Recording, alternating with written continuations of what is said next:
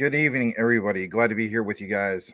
I have not been feeling well at all most of the day, even debated on canceling the show, but I am feeling better now and thought I would go ahead and do a show. So it's going to be a good show. Glad to be here with you guys tonight. We're going to talk a lot about XRP tonight, a little bit of QNT, a little bit of JASMY. I know there's a lot of things that are tagged here tonight, but I thought I would just basically, include those just to kind of activate some of the other communities and so on. But nonetheless, we're going to get into welcoming a few of you guys. Going to turn some of the branding back on. And you know what? Yeah, should be a pretty good show. So really appreciate you. Thank you for being here tonight. Just like to advise everybody to smash the like. It does indeed help get the YouTube algorithm triggered and get the broadcast out to a broader base. We're going to start off with a super chat. But before I actually do that, I want to welcome this guy. His name is Gerald. I did see that you were one of the newest members. Thank you so much for becoming a member of the Maximus Crypto / Will Fix community. Thank you so much. All right. Boom. Thank you for being here. And on top of that, we have Henry Brown with the $2 super chat. He says, people believe Max is a variant of David Schwartz. Wow. So that's why I cover up my baldness with this hat. Never thought about that. No, I'm kidding. Thank you, though, for the $2 super chat. I'm going to double check the other screen and see how we're doing. I see a few other people connected, so thank you for that. We're going to welcome you guys first. But yeah, we have a lot to cover in regards to Ripple's XRP. If that's your thing, you want to talk a lot about that. And yeah. Let's just get right into it. So I see some of you guys got some new avatars. So that's super cool. Let's start off with the first comment. It is from Brittany at 5:56 p.m. my time, right? I'm on Pacific until next month. So then I'll be on Mountain. Kind of weird, right? Nice new picture of Brittany. She says, happy Monday. Well, thank you, Ms. Brittany. Good to see you. All right. Patrick Collier is in the house. He says, what up, fam? Big Max, thank you so much for being here, Patrick. Tim Shea, who sprays for far away. The DECK, right? I know. Probably get tired of that one. Represent the 589th, the mayor of crypto, the crypto commissioner. Thank you so much for being here, Mr. Tim Shea. Everybody obviously give Gerald a warm welcome, newest member. And let's get further down. Let's welcome or read this. Henry Brown says, AI caused financial crisis nearly unavoidable without regulation, according to the SEC chief. Oh, you're reporting the news. That's cool stuff. All right. Stump Rider's in the house. He says, hi, Max and crypto fam. Thank you. Appreciate that. I think I did read this one earlier. Support for the community. Let's go, Maximus Prime. I think that was another one. My bad. Well, yeah, it is. So thank you. Appreciate that. So yeah, Stomp Rider, thank you again for being here. Mr. Henry Brown. And we're going to also welcome Mr. Ahmed. Glad to have you here as well. Mr. Boomer F and Sooner as well. Ahmed, Boomer F and Sooner. Boomer F and Sooner. Good to have you guys here. All right. We also have Mr. Elon Muff. Mike Cornwell's here. Glad to have you here as well. And Thomas Hicks. Evening all. About to hop back on the interstate with a fresh coffee and a thing of Pringles. Hotter than hell here. You must be traveling through Arizona if that's the case. I think I did see a post about that. Anyway, we'll get into that in a bit. Triple C has entered. Cool Cat Crypto. Welcome. Glad to have you here. We're also going to welcome Mr. Dingy, aka Daniel. Welcome. I like how Will Fix refers to you as just dingy. It's not like Benji, dingy. So maybe I've been pronouncing it the wrong way the whole time. I don't know. All right, Peter, welcome. Glad to have you here. And we're going to highlight that. Yeah, we did see that. And we're going to include that here in a bit to start things off. I did give a call. I was not really feeling that well this morning to Mr. Will Fix just to kind of give him a heads up. And he was pretty ecstatic about it and so on.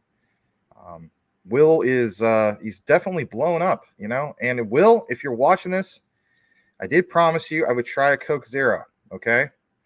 I did. And the result is no. but I thank you nonetheless. And also, I don't know if it's because of the transportation through the mail or whatever it was. Most of those were flat, which is not your fault. But yeah, I found one that wasn't, and I tried it out, and maybe I'll try it again later. But I might have to figure out something else other than that. But I do appreciate the effort, man. That was really nice of you. All right, because I did promise Will I would try it today, and I keep my promises. All right, I do. All right, let's see here. Your spray, yeah, that's good stuff. All right, hello, new to the channel. Thank you, Joseph, for being here. Let's double check the other screen from Will's side of things.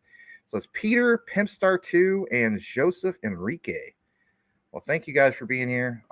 We have about 10 over on Will's and about 20 over here. So, you know, this is obviously a good thing. And by the way, speaking of Will, I'm going to make an announcement for you guys. So the schedule will be, at least for now, to my understanding, because I talked to him earlier, he'll be here.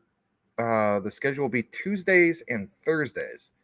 And then with me, it's Monday. You know, I'm obviously here just about every day. But, I mean, yeah, non-Will would be Monday, Wednesday, Friday, I guess is how that would work, obviously. And then if I choose to do the weekends or not, which more than likely I will unless I decide to take the day off. But yeah, that's what we're looking for. So if you know, obviously Will Fix is your thing, which he should be.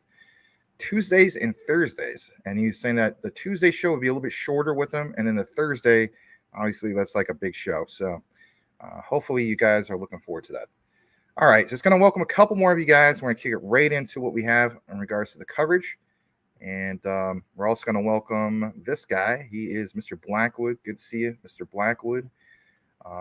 April Cornwell says the hey. Glad to have you. All right. You quit Coke Zero after they changed the recipe. Tastes like crap now. Well, here's the thing. I didn't like how it originally tasted. And I think it does taste a little bit better. That's just my own opinion. But I still don't like it. You know? Anyway. All right. So what we're going to do now. So we're just going to jump right into some of the coverage we have. Just going to double check a couple settings. We're going to get into what we have. And yeah. All right. So quite a few things were tagged today. I was tagged, obviously, quite a bit. But I don't want to get into that yet. What I want to get into is recognizing Will, because he definitely deserves a lot of recognition. I mean, he's really, as Brian Dowie would say, which I don't know if I saw Brian tonight. Maybe he's kind of busy or doing his own thing. You know, Brian pointed out, he's like, you know, Max, Will Fix is going to be famous. And I was just like, well, the nice thing is people are recognizing him on, you know, crypto Twitter, YouTube. And first was that guy on TikTok, basically highlighted him, and we did share that. And then now you got, for instance, Zach Rector, who did a video this morning, and I'll just go ahead and pull this up. I had the right one pulled up. Apologize. I'm going to pull the one up from YouTube. Most of you guys do follow Zach Rector. And yeah, we want to recognize this. So Zach has this right here. If anything, I'll pull up a little branding thing for people that watch the replay. Kind of helps on the marker. Let's pull that up. Yeah, here it is. So Zach had this earlier today, and it's basically this thumbnail. It says XRP 25,000 overnight response. And we understand, you know, some people, you know, it might be difference of opinion, whatever the case be. But this video he put out, and it's already got like 22,000 views. All right, so I don't know, call it what you want. It's pretty cool nonetheless. But yeah, we're gonna go ahead and play this. It's not super long, but I do like what Zach mentions here. Give me a second to unmute this and get over, you know, stop playing the ad basically. All right. Yeah, it's 18. Ripple. But in reality, we don't have like a super long show tonight anyway. And we're talking a lot about XRP. But I want you to hear this just in case you haven't. So let's just get into it, right? Let's speak for itself.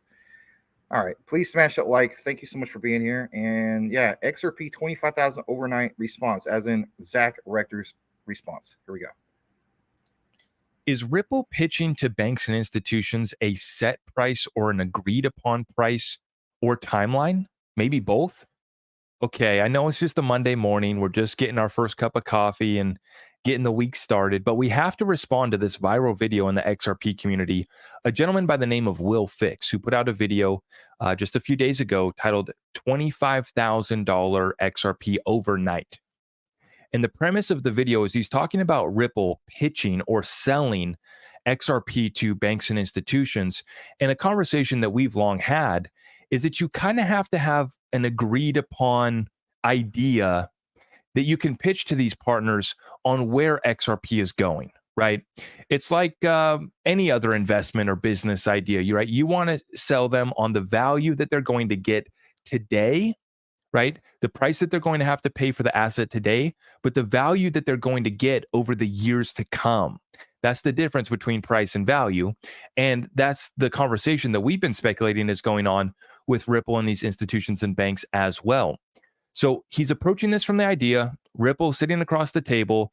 Why should they want to get XRP, and how are they going to get enough liquidity from XRP as well? So I'm going to play this clip here from Will Fix. Interesting little video that he posted here on YouTube.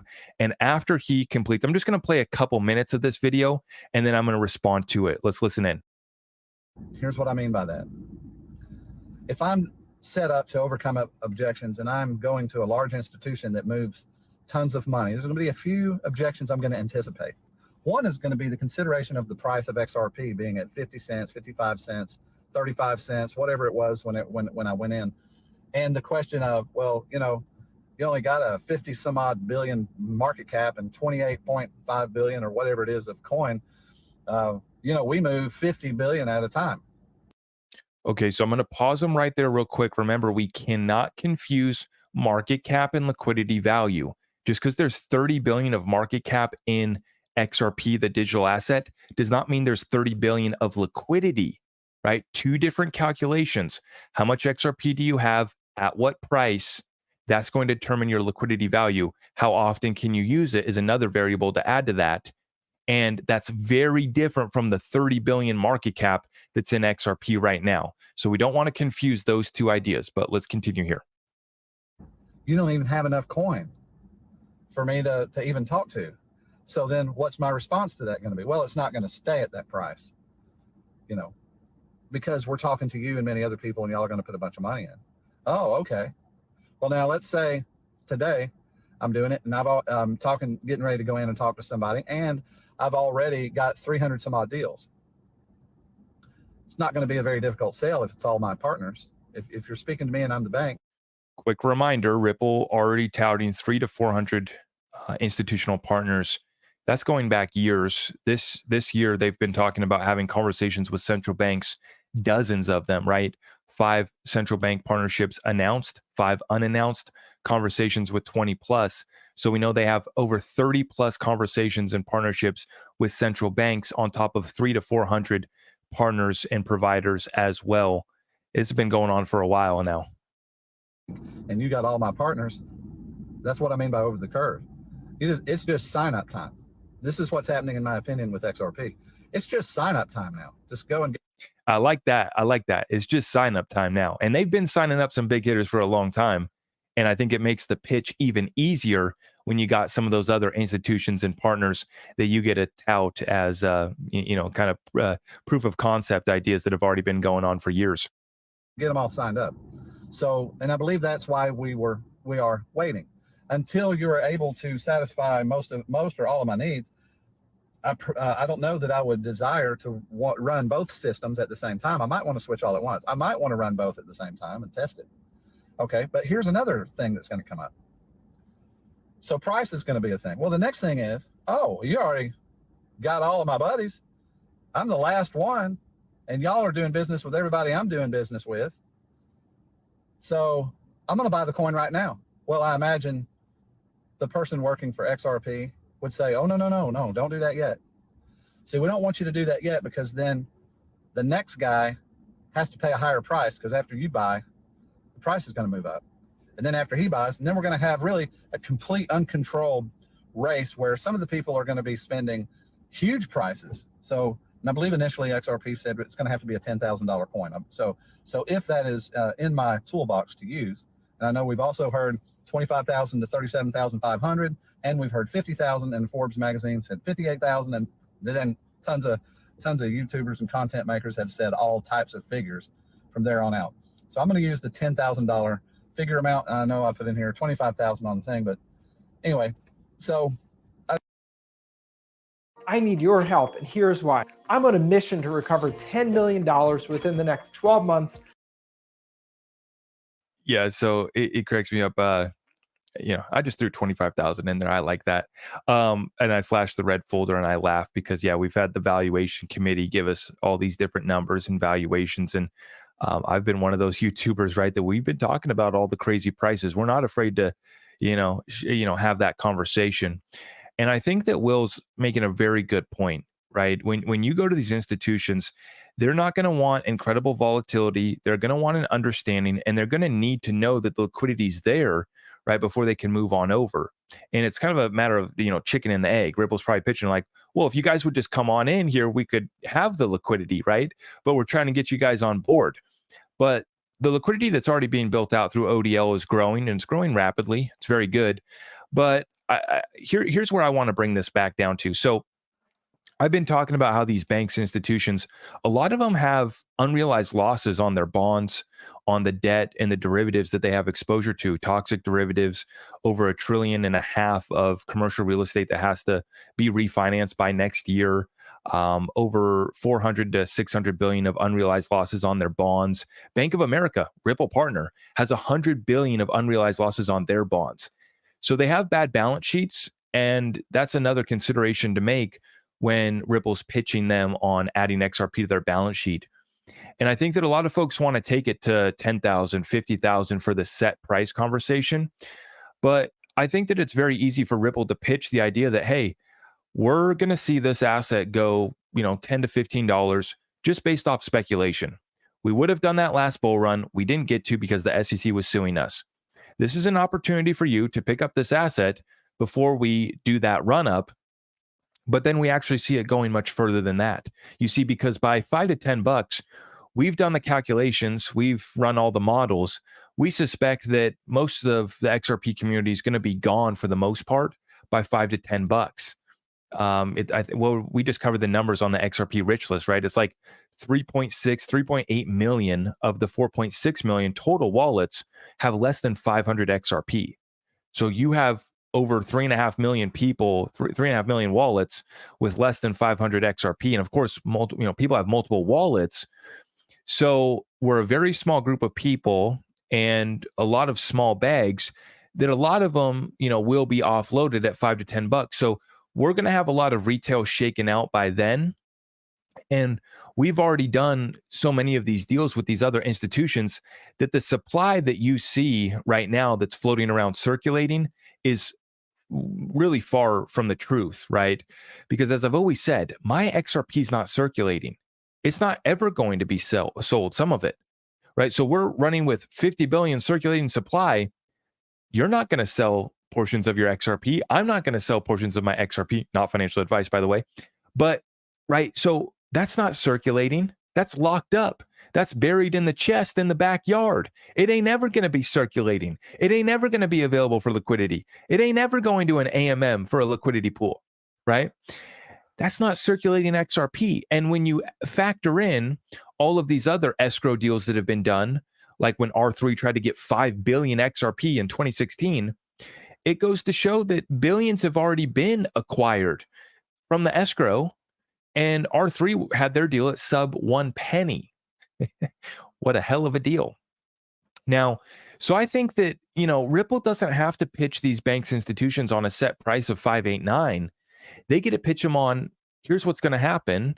We're going to see a speculative run up, 10 to 15 bucks. A lot of retail is going to sell off, and we're going to get a floor set from there. From there, we build out utility in a level playing field, environment where regulations have been set.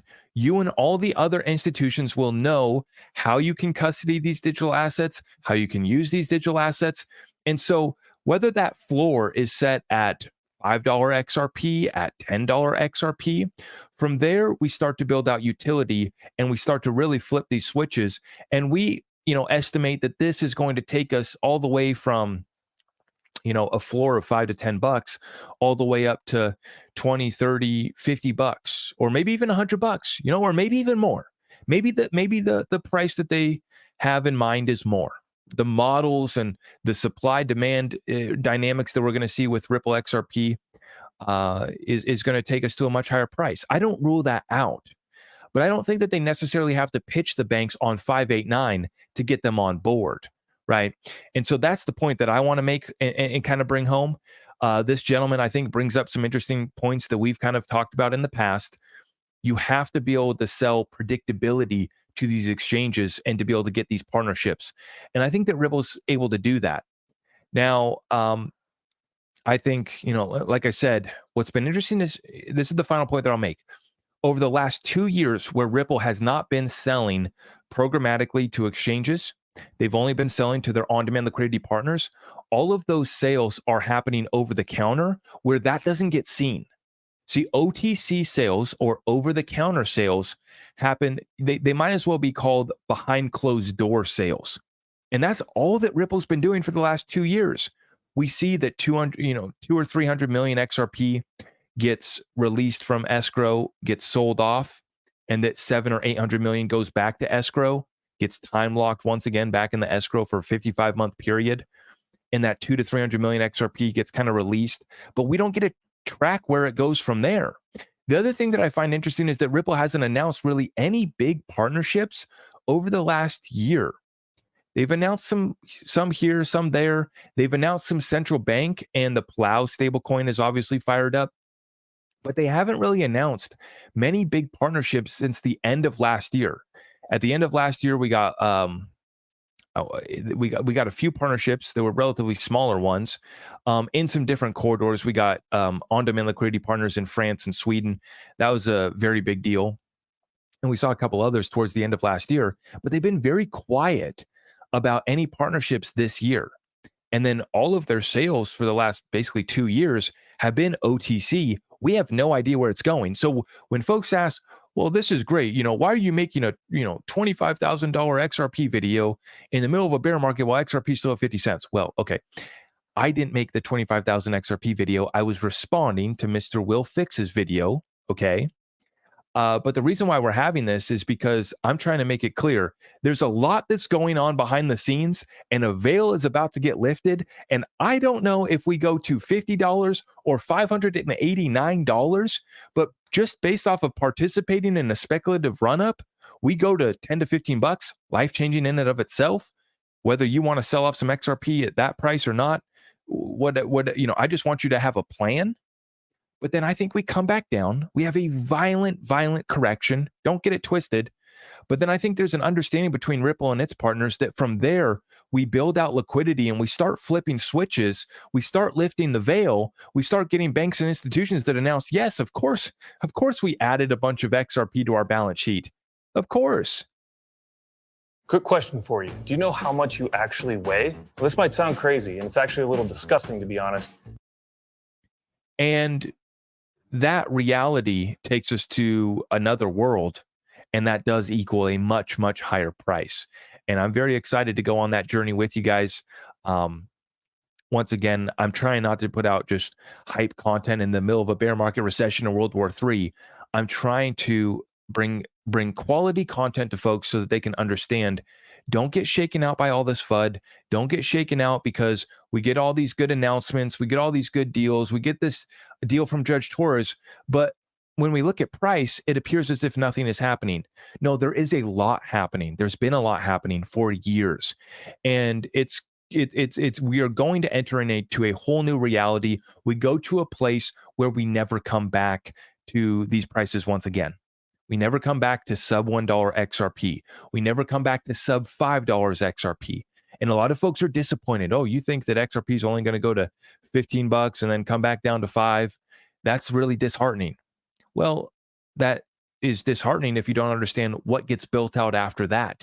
If it's disheartening if you're not in this for the long game. This is going to take years to play out. The head of DLT markets at JP Morgan, Scott Lucas, says that it's going to take another decade to tokenize about 10 to 50% of all the financial assets in the world. And you're thinking, well, that's too long, and only 10 to 50%, that's not too much. Well, actually, it's a lot. All of the money is literally hundreds of trillions and quadrillions of dollars of value. And so when you talk about that getting tokenized between now and 2030, it's not a 50-cent XRP. It's not a $5 XRP. And even if we just get a chunk of that action, just a piece of that action, we go to a very high price. And when we start to move larger amounts of liquidity and we start to figure out that, wait, there's not 50 billion circulating, there's not 50 billion XRP available for liquidity, then what are you going to need? You're going to need a higher price. And that realization, those market dynamics, that supply demand ratio is really going to push that XRP price up over the next decade to a much, much higher price, in my belief. Right. So be prepared, folks, because I don't think that we go to 589 during the next 2 years, in 2024, 2025, when we begin the next bull run. But I think that we go to a much higher price after we, wash out all the speculators, all the traders, all the folks that hate XRP, but they still have their moon bag and they got their sell order ready to go at $5. We got to get rid of those folks, right? We got to get rid of folks like me that are going to sell off maybe a tiny little sliver of my bag at $5-10, right? We need to get rid of that. And then from there, we clean out that, and then we start to build out a tremendous amount of utility, and a tremendous amount of liquidity starts to flow through this ledger. And I think the sky's the limit. And I think that there's going to be way less XRP. It's the one variable that I think folks are incredibly overestimating. And I say overestimate because I think they're way overestimating how much XRP is going to be circulating, available for liquidity, available for AMM. I think there's way too many people like myself and way too many institutions that have the same thought process that I do and many of you guys do.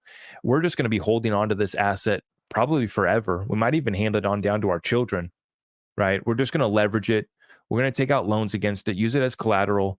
We're not going to have to sell it.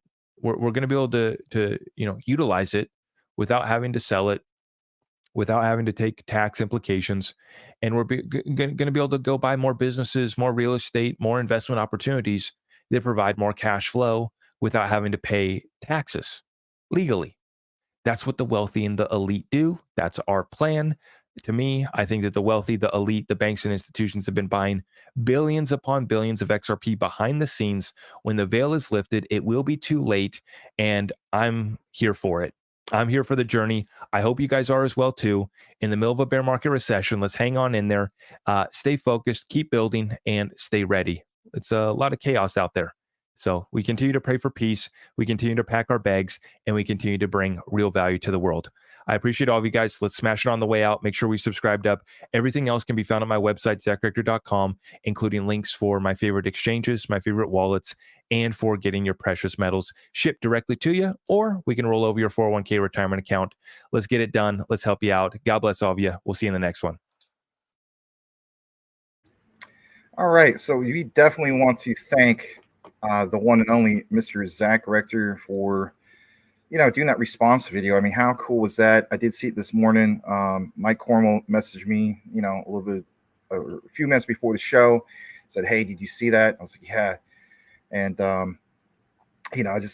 for me personally, I just haven't felt well all day, and I meant to, retweet it and so on, but we'll definitely take care of that. And, for those that missed it, hey, you can always watch the replay. So we're going to now take a pause. We're going to kick it back into the comments for a brief bit, see what kind of questions, comments you have and so on. But really, really cool to see somebody like, obviously, Zach Rector recognize Will Fix and do a response video. For me personally, I totally respect Zach's opinions. I respect all opinions in that regard. I just want to state this on that part that he was mentioning, as in Zach, towards the end of the video, in regards to, he doesn't necessarily see all this like popping off higher than, I guess you could say, 589 in 2 years and so on. For me, it's like, what about the technology of where we're at? If we talk about a real flip of the switch moment, to me, it's like, we already have this, this thing of like full implementation. Back to the whole thing of, I think what you was saying earlier in the video about like, behind the scenes, lifting that veil, where, we finally come to the realization, yeah, a bunch of institutions already bought a lot of this and so on. So we're at towards the end, obviously, of 2023. What happens roughly around that time? Because, we talk about some of the concepts of Web3 and so on. If I'm led to believe that technology advances, then I'm also led to believe that we have technology that can incorporate this a lot more sooner than where we're at right now. And so I have a tendency to lean more towards, like, I do think we get over that hump. I also understand what he's saying. Well, you're talking about trillions, when some of you guys would say quadrillions of dollars. So, I think it might be an area maybe even in between, but we'll have to see how this pans out. I do lean more towards that true flip the switch moment, but again, it's just a difference of opinion. All right, we're going to kick it back to the comments. We're actually going to go to Will Fix's channel for a second because it's a little bit easier to do this. So over here, we have 14 likes and we have about roughly 20 people watching. We have a greeting from Richard Flyerman, if I'm pronouncing that right. He says, Shalom, Zach and Will, you guys are awesome. RBK, welcome. Glad to have you here. He says, isn't QNT ERC20 token or ERC token? Yeah, ERC20. That's got to be a red flag. You need to look more into quant.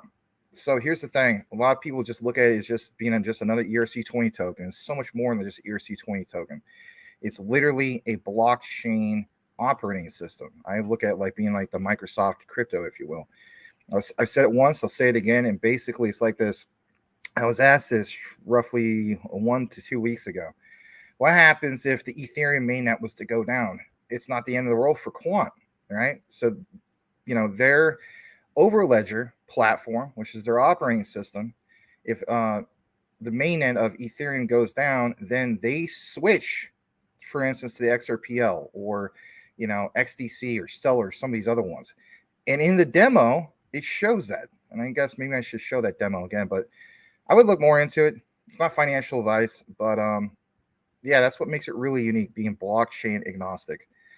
All right, so we have Richard Flyerman. Also says, Max, you're awesome too. LOL. All right, well, thanks. Will Fix is in the house. He did call me during the live stream when we're playing with Zach Rector's segment. That's okay. He says, what's up? Good to have you, Will. And Robert Williams, is Gala worth it? I don't know. The way I look at it is distressed. And if it gets under a penny, I mean, obviously that's some opportunity. So anyway, thought I'd mention that to you guys. And let's see here. What we're going to do is we're going to read a few more comments now. Let's see if you guys have any specific questions or comments. Let's welcome once again Ahmed. He says, Will Fix when XLM $30 per XLM. I'll state this, guys. Right. So I mentioned to Will, I was just like, Will, you might want to consider covering, Stellar, and that is one that he is looking to cover because let's face it, and I don't think I'm too far off with this. I think if you hold Ripple's XRP, I don't really know what the exact stat is. That would be interesting to know, all right? But I'm just going to go on a limb and say this. I think it's safe to say that at least 80%, maybe even higher, of people that own Ripple's XRP also own Stellar. I'm not the only content creator that, looks at like, yeah, you should probably own the other one too. How many times have we seen Rich Common Sense Crypto mention that, if we did see, like, for instance, like a $10,000 XRP, I'm not doing his exact quotes, but something like this, that you would see, like, Stellar at 6,500 or 7,000, right? So with that said, it's like, I would like to hear what Will Fix has to mention from his perspective of how he, breaks things down, because let's face it, I mean, he has a unique way of, sharing his perspective and so on. And I think people appreciate that. So yeah, no pressure, Will. Stellar XLM, right? Yeah. All right. Yes, you are in the right live. Gave you a message. Will Max look like that 33 years from now? I'll be lucky to look like that for 33 years from now. That would make me, I guess, 75 years old. My God. Anyway, yeah. don't want to think about being 75 at the moment, but I hear you. All right, so we have, yes, smash the like. Thank you so much. Edward Vincent's in the house. Thank you so much for being here, Mr. Edward Vincent. Let's go further down into the comments. Already read some of those other ones. Din G says all the massive news and price down. Interesting. How about this, guys? Did you not notice that the overall crypto market has spiked up to 1.09 trillion? Some people feel as though this whole thing with the ETFs, right, is like a fake out. Let's see what's going on with that. Please respect Mr. Cool Cat Crypto. Do not mention any food tonight. Just water all the way, right? All right. Let's also welcome Mr. Selma Flood. What up, Max? Do your own research. Thank you so much, Selma. Good to see you again. Legendary. I do too, man. Don't feel too bad. All right. I guess we're in the same club in that regard. But welcome to Legendary. All right, just gonna see what comments you guys have on the other screen real quick. All right. I think we're doing pretty good. Pretty good. Not too bad. All right, here's a comment in regards to the video that was just shown from Legendary. And by all means, Legendary, drop your channel. Have people follow you. You already have a lot of people following you, but it covers ISO, 222 coins and tokens quite a bit, and we do appreciate you. All right, so Legendary says, I don't think Zach is right about the price. Okay. I think that they'll flip the switch and the Bob Way flywheel effect will be implemented. I tend to lean towards that too. It's just a difference of opinions. I think Zach is a great content creator, but let's face it, not all of us all agree on this. Even in this crowd here, right? We don't all agree on the same thing, and that's okay. All right, so let's see here. Will Fix in the house. He says, hey, all, sorry, somehow I glitched. You're all good, man. You're all good. And by the way, guys, just in case you're just tuning in, you're wondering about Will Fix, what we agreed upon is that the schedule will be Tuesdays and Thursdays. Would I like it to be more days than that than with Will Fix? Yes. But we also got to respect that he has a lovely lady right here that you see in the picture. And he's a busy man. He owns his, 3 businesses, for crying out loud. Also associate pastor. So he's a busy guy, but he will be here at least 2 times a week. And it's going to be on, Tuesdays and Thursdays. So if you're wondering, like, what, some of you guys ask, instead of when Will Fix, right? Tuesdays and Thursdays. So the Tuesday one, Will's mentioned that it won't be as long as the Thursday. But the Thursday obviously will be a little bit longer. But yeah, come on, guys. Tuesdays and Thursdays, Will Fix. Sounds pretty cool. So that'll be tomorrow. Looking forward to it, right? All right. And let's see here. Just forfeit. Let's go. Max is king. I don't know if I'm king, but I do appreciate it. I do try my best. Through good times and bad. It's a grind, obviously.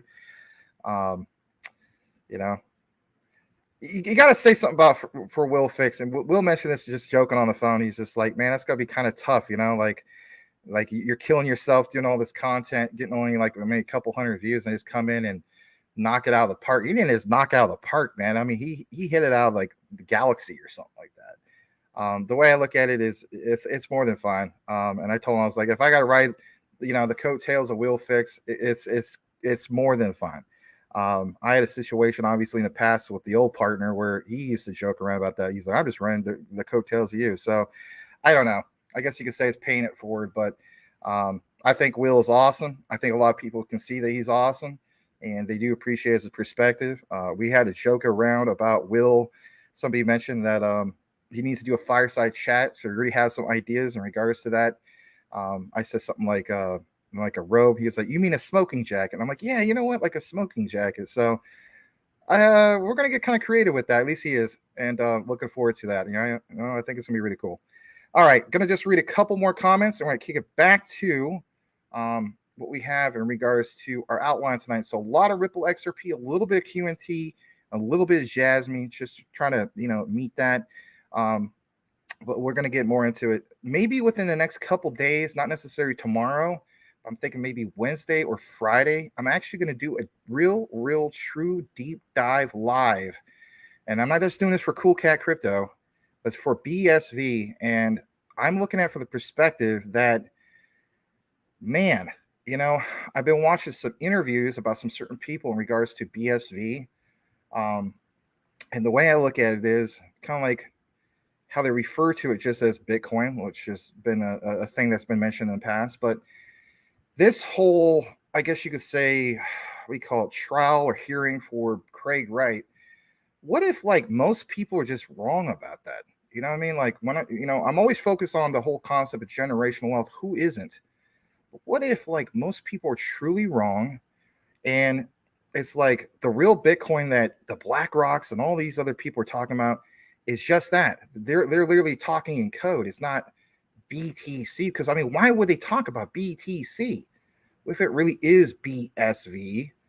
And it's like, geez, this thing is super cheap and it has the real true utility. I know Cool Cat's probably saying, that's what I've been talking about for over a year and a half. My crying out loud, what's wrong with you? Yes, I understand that. I want to do a proper outline that I like you guys are accustomed to me doing. So I'm thinking maybe Wednesday or Friday, we're going to get really, really into that. So look forward to that. And it's really going to be a real solid outline, not just like a little bit here and a little bit there.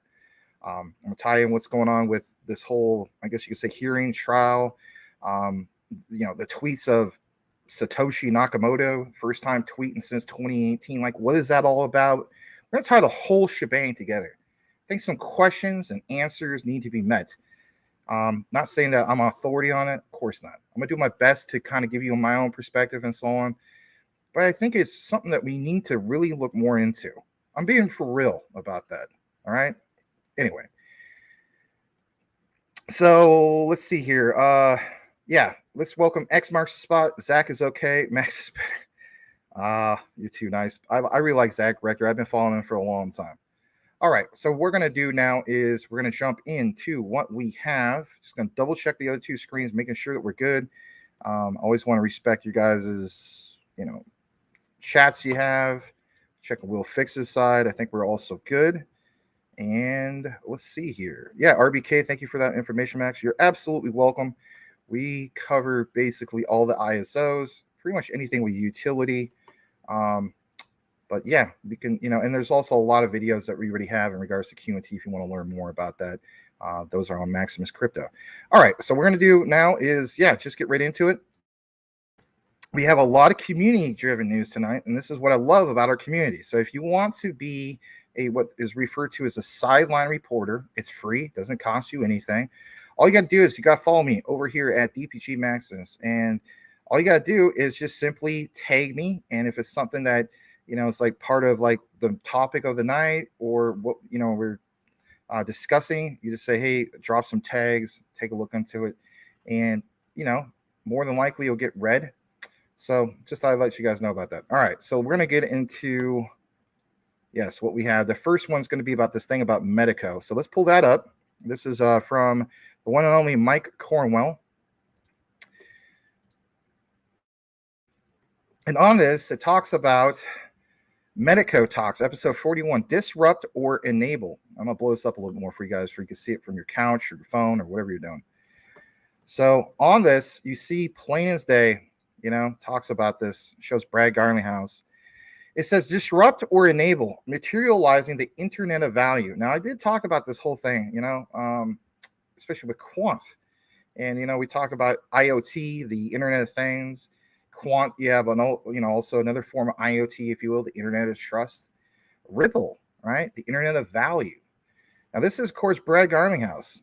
And I mentioned a few times that watch out for the disruptors of big industries, right?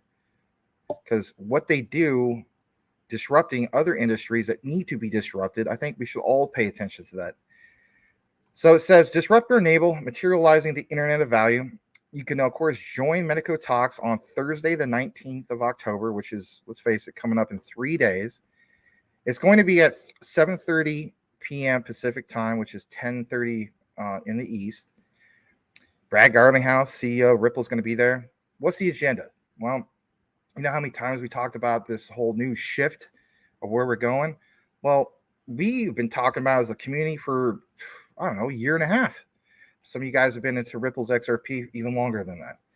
But how would you like to be able to discuss this whole concept of this shift with the head honcho, Brad Garlinghouse? I think that sounds super cool. Even if you're not able to make it, you can watch the replay, right? And I'm sure a lot of content creators are going to chop that up. Maybe we even chop it up as well. What's that agenda? Well, just that, the paradigm shift towards the internet of value, Ripple's role in assisting both financial and non-financial firms in navigating this transition, strategic considerations underpinning Ripple's emphasis on institutional digital asset infrastructure, assessing the market potential and grasping the essential requirements for its complete realization. When I see this, it's again back to the whole Phil Collins, like, let's just enter in that tape.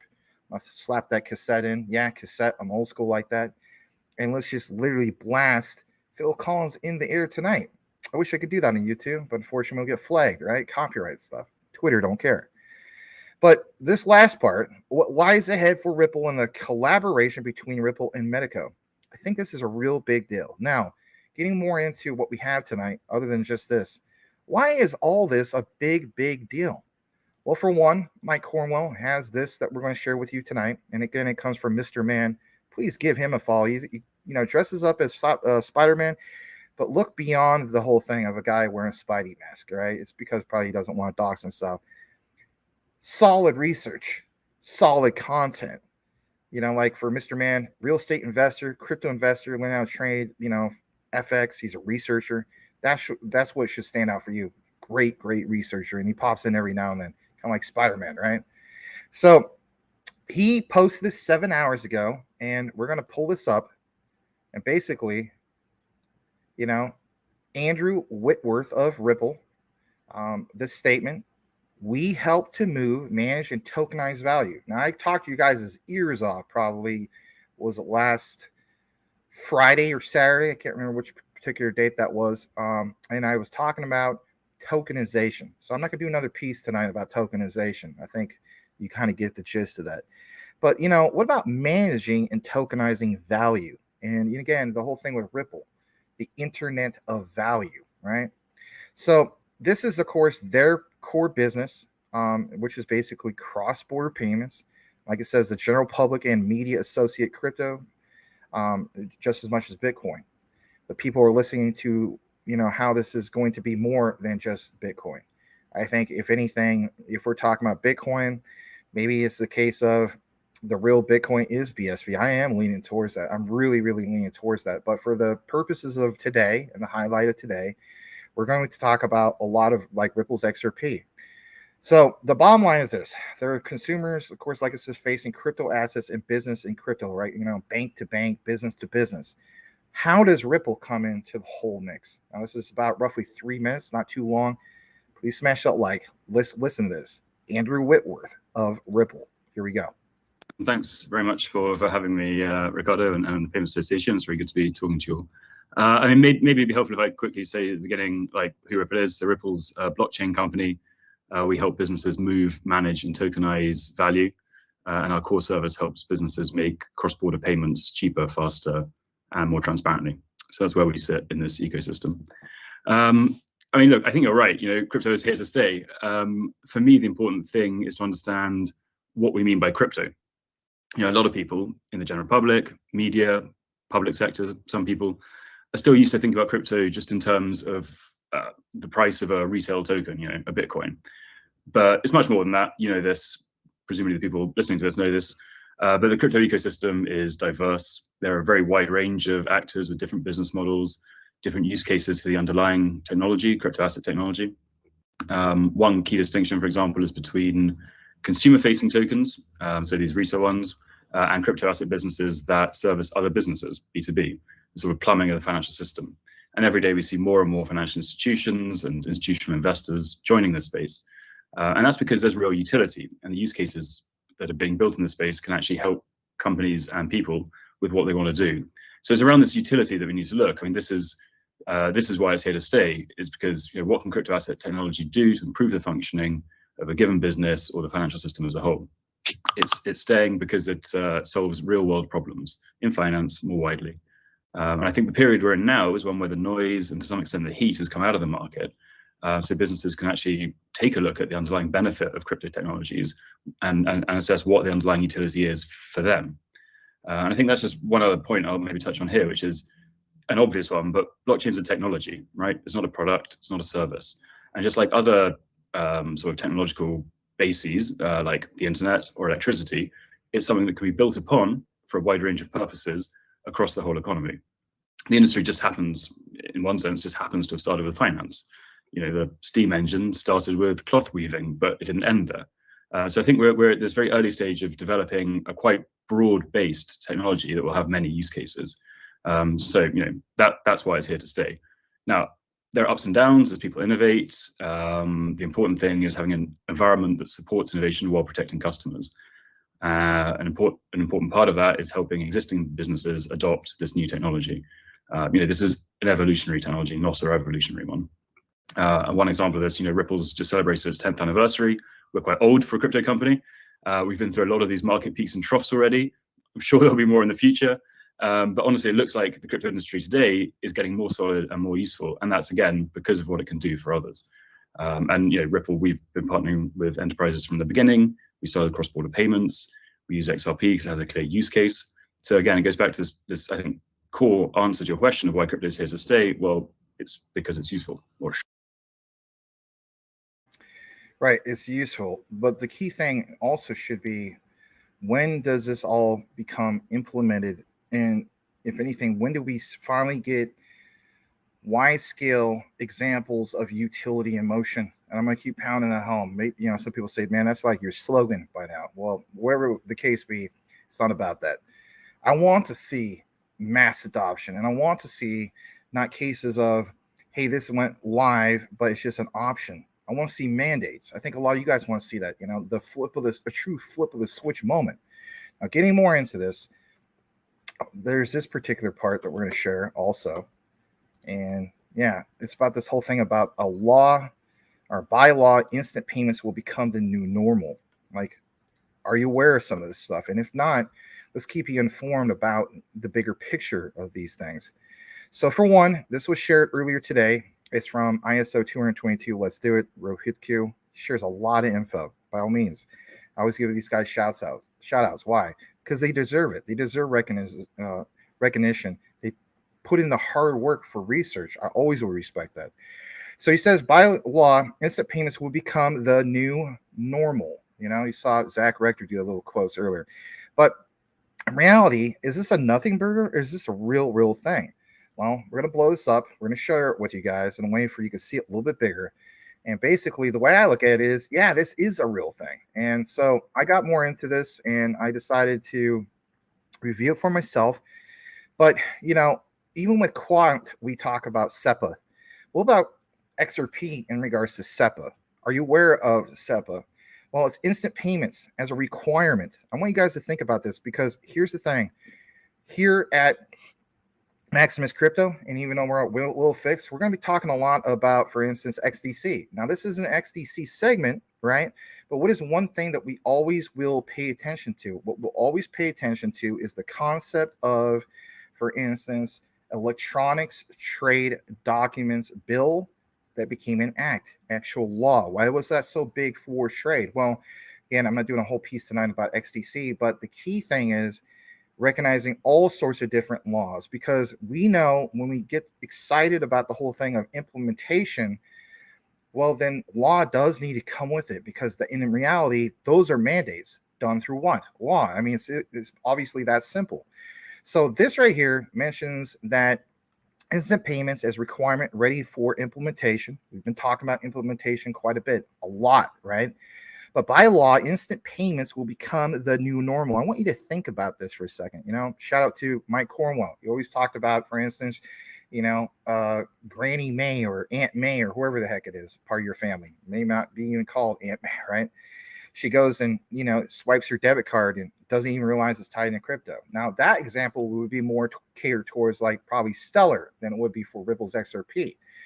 But having something in regards to instant payments become the new normal, well, it makes you think, geez, you know, when Will Fix talks about the whole thing of a flip of the switch moment, well, that does kind of represent something in regards to law. At least in my eyes, it does. So getting more into this, you'll see that this mentions this whole thing. Payment service providers will have to offer corresponding functionalities to all customers in the future, but will not be allowed to do what? Charge higher fees than for SEPA transfers. So what's the nice thing about this?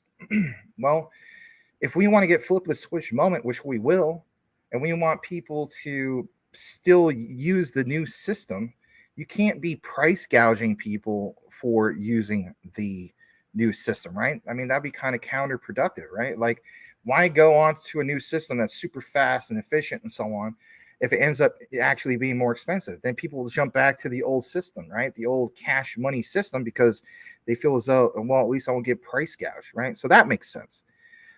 Going more into this, it talks about the demands of the banks. IT systems are high, 24/7 availability. This is called IBAN, name matching in real time processing 3 times the amount of previous transaction numbers. Another example is your financial institution prepared. I think you are starting to see that, right? When we dig more deeper into all this stuff, when we have, you do see that some of these financial institutions are becoming more prepared. Now, I will state this, I would say more on the European side of things. And, dates represent this. You see that the United States is coming to this big show of full ISO 222 implementation by late November 2025, and the rest of the world is basically on board and on incorporating it. So there is that. But this right here talks about, for instance, PPI instant payments readiness check provides the answer. And when you dive more into this, you'll come to the realization that you can literally see it, that there's a lot of these banks that are onboarded, getting into it. And I guess in some cases we start finally seeing some of these ones in November start to use this, and again, utility in motion. And I think that this whole notion of seeing between a 47 cent to 52 cent XRP, we don't see that anymore, because again, utility in motion. And why I keep pounding that home, because it's like, yeah, before you don't have that so much in motion. You maybe get and I hate to use this example, but it's a great example. Will Fix was saying that, yeah, it's actually a thing. It's called drops. You're getting little droplets, of Ripple's XRP. Will was saying basically that something about each little fraction, because like for instance BTC, people invest in a little sliver or shard or fraction of BTC. Well, with Ripple, right, no pun intended, you invest in little drops. Okay, so right now I feel as though we got little tiny drops, and I've always mentioned this for, I don't know, probably over a year now. I want to see on-demand liquidity flow into an Olympic-sized swimming pool. And when ISO 222 went live, back in March 20th of 2023, basically it was like, turning that on just a little bit. Full implementation is literally, these giant Olympic-sized faucets going into these Olympic-sized swimming pools, just gushing out all on-demand liquidity, if you will, ODL. So this whole thing of this readiness, these checks, right, to make sure that these banks meet the criteria. What is that all about? Well, this states that you have the whole thing of providing strategic and technical assessment of the current situation, where it shows how, an action, an opportunity, how you could check with some of the experts on what needs to be done. But when I went more into this, it talks about the readiness for instant payments in a structured manner. This part, real quick on the first bullet point, financial institutions must give their customers the opportunity to do what? Compare the name and IBAN of the payee in real time. Your own customer data must be compared to the current EU sanctions list. Again, back to the whole thing of, the central banks of the world, always focused towards obviously the European Union, because they set that model. They list at least once, your own data, customer data must be compared with the current EU sanctions list at least once a day. A payment via SEPA instant payments must not be more expensive than the standard transfer. Talks to you about scalability. Cool Cat Crypto always talks about scalability. What about that for a second? So scalability, performance, and stability through the entire payment chain must be constantly guaranteed. Otherwise, the requirements of the instant payments regulation cannot be met. Even banks that already offer instant payments should ensure that their IT landscape can still reliably cope with a significant increase in load. This is the whole concept of why people criticize some of this. But in reality, if you understand scalability, it's like, well, they have to prepare for the oh crap moments. You can't have an issue where Will Fix doesn't have the same user experience as Tim Shea, right? Or Mr. Dingy, right? And so on. No, we all, whether it's you guys watching from Will Fix channel or Maximus Crypto, right? Every single one of us have to have the same user experience, because if we don't, then you do have a scalability problem. Now let's multiply that by not just thousands, but millions. How about billions of people worldwide? Yeah, you have to be able to scale, because if you don't, you're going to have redundancy issues. If you have redundancy issues, then guess what? Then you have something extremely volatile, because it creates widespread panic. So when we talk about flip of the switch moment, all of these things have to come in first before that happens. All right, getting more into what we have in regards to the outline tonight. I want to share this also with you, and I have to pull up this particular tab. All right, so this one is in regards to XRP. Also comes from ISO Goat. It says shout out to Narjar NL. How about XRP? How about XRP replacing USDC in both Hong Kong, crypto global top 5 index, and in their global equal weight index? Like, what is that all about? Let's dive more into it. So you're going to see this popped up, and I know that's a little bit smaller, but I'm going to blow it up a little bit bigger. Because you know what? Let's face it. Some of you guys like to sit back, relax, and watch from your couch, right? There's nothing wrong with that. So, yeah, here it is. Nice and big for you guys. And on this one, what does it mention here? It states that you have HKVAC cryptocurrency global large top 5 index. Look at this for a second. Were you aware of this? The following constituents, changes will be made to the HKVAC cryptocurrency global large top 5 index. The total of constituents will remain unchanged at 5. Inclusion, name XRP.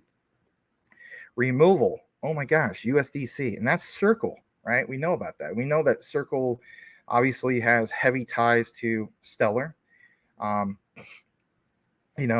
Circle was formerly known as Stellar USDC before it just was called Circle.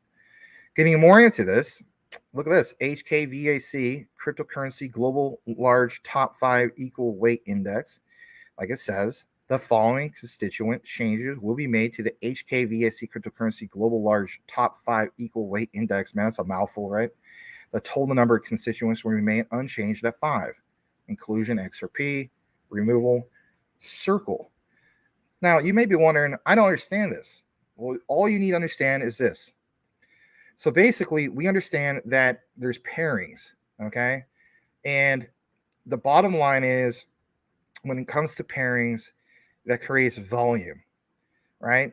But if you have, for instance, Circle being replaced strictly right with XRP, can you imagine what that will do for pairings? And can you imagine how much more volume will come in? This creates a massive amount of volume, like crazy volume, right? Because you're substituting one pairing with another one. I mean, who would have ever thought in 1,000 years that, for instance, you would see something like this, right? It just makes you wonder. Now, this is just one example, obviously, with this. What about when we get other examples in the future? You don't think that's game changer stuff? Yeah, trust me, it is. Absolutely huge game changer stuff. All right, a little bit more of what we have before we take a pause and kick it back into the comments. This is a little bit more from Mr. Man. So a lot of news in regards to the whole concept of what's going on with Israel, right? The Israel-Hamas war. There's a full thread on here, but it's not super deep dive, super long, right? But it's called the Digital Shekel. It's a project that's called as Project Sela, and it's led by the Bank of International Settlements. I want you to pay attention to this for a second. HKMA and the Bank of Israel is about a retail CBDC between the two countries. Now, this one is about 5 minutes, and we'll share a little bit more. And then after this segment, we'll take a pause and we'll kick it into even more XRP, a little bit of Q&T at JASMY. But I think there's a lot to pay attention to here. And I'm really thankful to Mr. Man that, he took the time to bring it to us. So I'm actually going to like it and retweet. It's the least I can do as thanks for his research. But let's go ahead and play this, and then we'll dive more into why this is important, especially if you hold some of these assets. Here we go.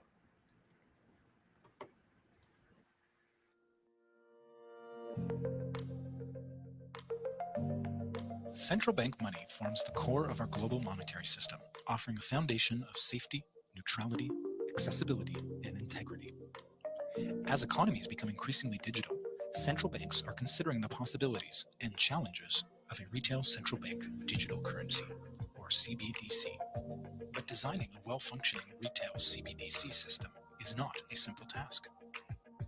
While the central bank will play a critical role in operating the core of the system and ensuring sound and secure payments, payment needs of the general public are diverse and constantly evolving.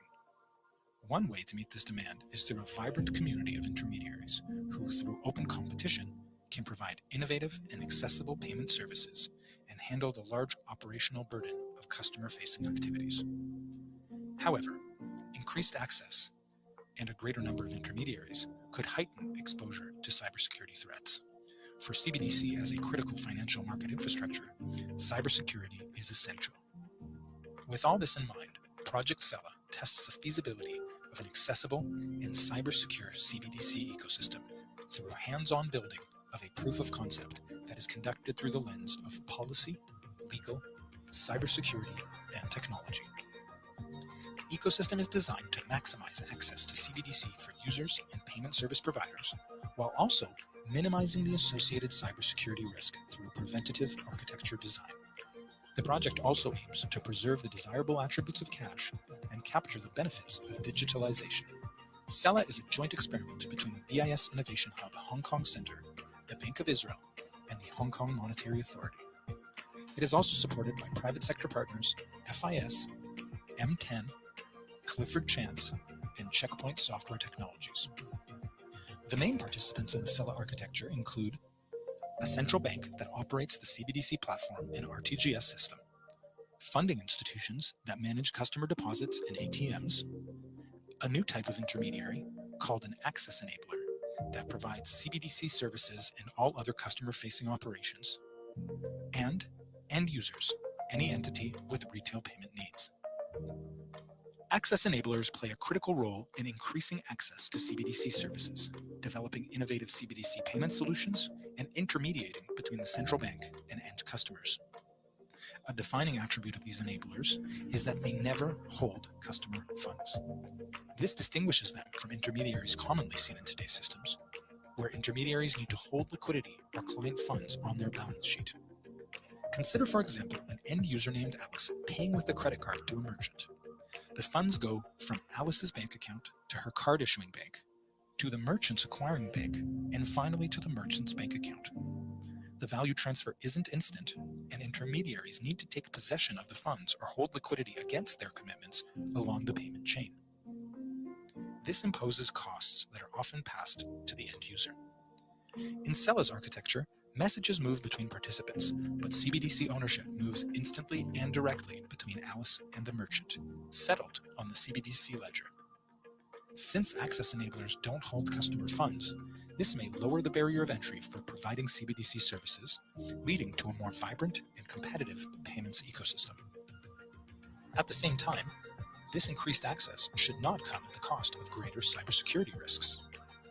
Sela's architecture attempts to minimize cybersecurity risk by preventative design, paying special focus on careful storage and transmission of user data, authentication and authorization methods that create strong and flexible communication channels, and a risk-oriented redistribution of programmability. Project Sela demonstrates that an accessible CBDC ecosystem does not necessarily come at the cost of greater cybersecurity risk. Access to CBDC can be supported by a novel type of intermediary called an access enabler that, through lower barriers of entry, can increase the competition and innovation in payment services. Sellis findings show promise that with careful preventative architecture design, cybersecurity risks can be mitigated.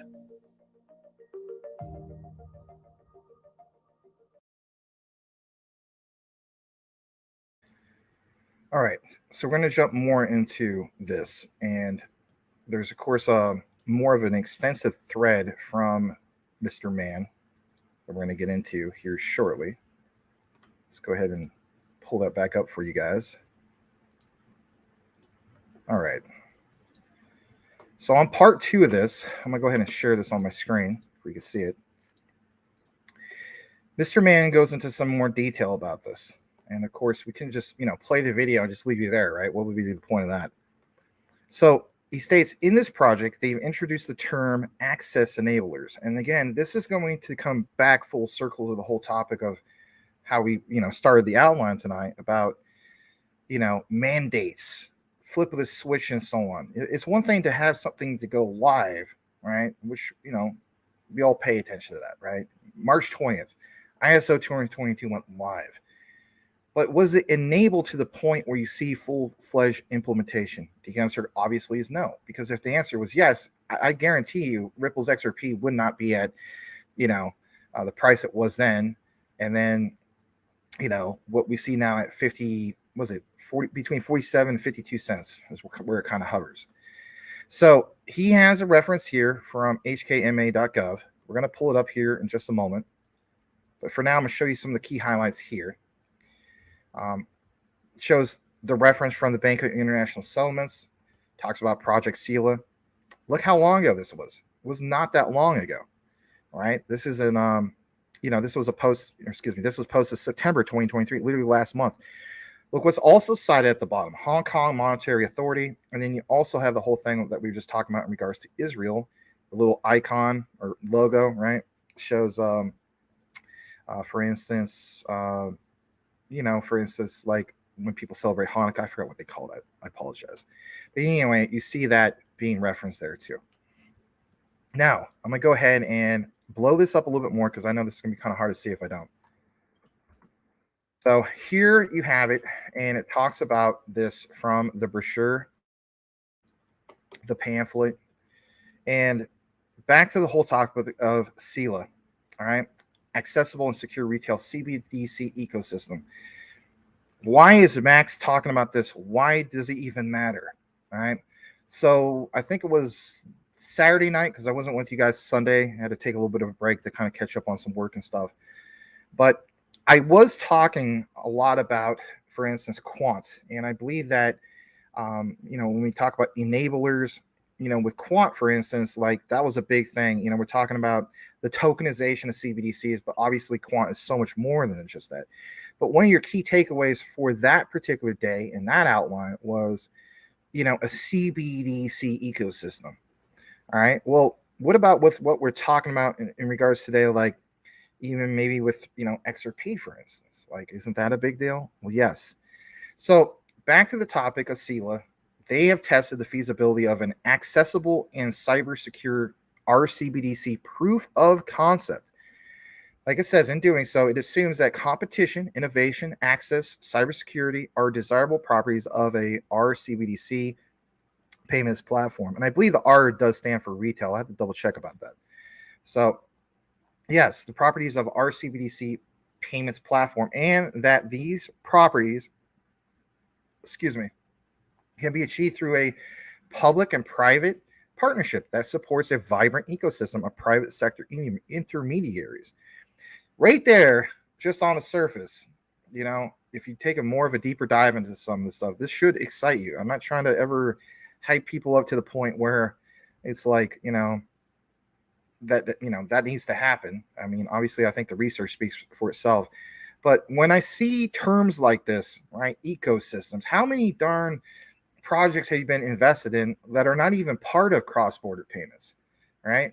Like, I will use this example, right? Like Luna Classic. Can you imagine, like Luna Classic, for instance, had any real big ecosystem part of it, or some of these other projects, right? We get really excited about, I guess you could say, most of you guys probably don't, but Solana. We can go on and on about this, right? They have nothing to do with cross-border payments. But the point is that they want to build out their ecosystem. But what about a CBDC ecosystem? You kind of get where we're going with this. Because if you do, you understand that, wow, it's not that just one particular project building like a CBDC and so on, whether you're for them or not, but you see other ones and how they enable each other, literally, like writing on the wall, how they enable each other. It's a big deal, because if you have institutions that have an ecosystem and they're building out, it's just like, well, what are they mainly using? Are they using Ripple's XRP? Are they using, Stellar? What are they using? And if, the answer is yes, they are using this. And you have this case of this particular bank, of this one, and so on and so forth. And we talk about the whole concept of, instant payments and the flip of the switch, if you will. And like back to the beginning outline, laws in place where it's going to normalize some of this stuff. Then it's like, my God, there's no way, like I was saying to Will Fix, there's no way, and he agrees with this too, that you see the prices that we see, because the utility will be in motion, and if anything, it will be turbocharged. So let's look at this for a second.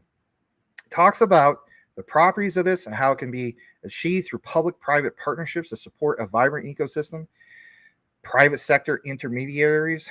For this purpose, an RCBDC architecture was chosen where the central bank operates the retail ledger and provides a RCBDC accounts for the end users. I don't know if you guys, tune in for some of the coverage, but we gave you some visuals that broke that down, right? So while private intermediaries handle all customer-facing RCBDC services and obligations. Now, what about building this out in regards to SELA? Well, this is where I want to focus for a second. So it states here that the CELO ecosystem was conducted through the lens of 4 key pillars. And back to the the legal side of things: policy, legal, cybersecurity, and even technology. And we're going to show you this example here in a bit. Basically speaking, the policy workstream proposed that lowering the barriers to entry for intermediaries with a view to diversifying the range of service providers could serve as a catalyst for an accessible, competitive, and innovative CBDC ecosystem. Again, back to the whole concept of you cannot get this flip of the switch moment and then price gouge the hell out of people and not make it competitive. This is all set up so everything thrives and everything just simply makes sense, because again, if you don't have that, then people will go back to the old system, right? It can't be counterproductive, counterintuitive. Goes on to this part, says about one way to keep this competitive in regards to this RCBDC ecosystem is to basically make this where you have the unbundling and efficient redistribution. Remember how many times you heard Zach Rector and some of these other guys talk about the redistribution of some of this stuff of RCBDC processes among different public and private actors in the ecosystem. Now I'll jump down to this part.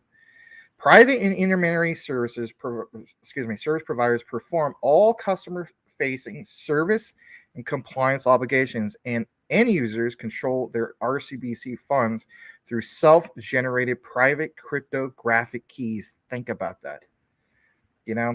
This whole thing of not your keys, not your crypto, but what about some of the funds that flow through that? So earlier you heard Zach Rector at the beginning of today's show talk about, for instance, the whole concept of like a lot of people do the $5, the $10, and so on. We got to, I guess you could say, eventually shake those people out. But what about the ones that stuck around, weather the storm, if you will? Like I'm basically doing. I'm not gonna tell you, you do whatever you gotta do, right? I'm not gonna tell you like you can't, do what's best for you and your family at the end of the day. Don't ever listen to a content creator tell you otherwise. Me, I don't care who it is, right? But for me, I'm into Ripple's XRP and Stellar and all this other stuff for that generational wealth. So yeah, I guess you could say to a sense on certain ones I am married to. Most of them I'm not. But that concept of what we have here, where it breaks it down in this particular graph of project objectives and work streams. Project SELA being right in the middle. And again, those 4 main things that we were talking about: cybersecurity, legal, technology, and policy. I'm going to take you into a little bit more of what Mr. Man has to tie this all in, because, I mean, obviously that's to be expected. But I'm going to share this. Let's jump to the next screen of what he has. And here it is. Let's pull this up. I'll replace this current image with the new one. All right. So it goes on to some examples. We talk about, for instance, RTGS, real-time gross settlements. Look at where it's tied into. Literally tied directly into the central bank with the CBDC ledger. What about what's also broken down here? The access enablers. Remember I talked about that before? How does that come into play? Well, again, that's on the back end of things. What about the users? You, me, and Joe Schmo.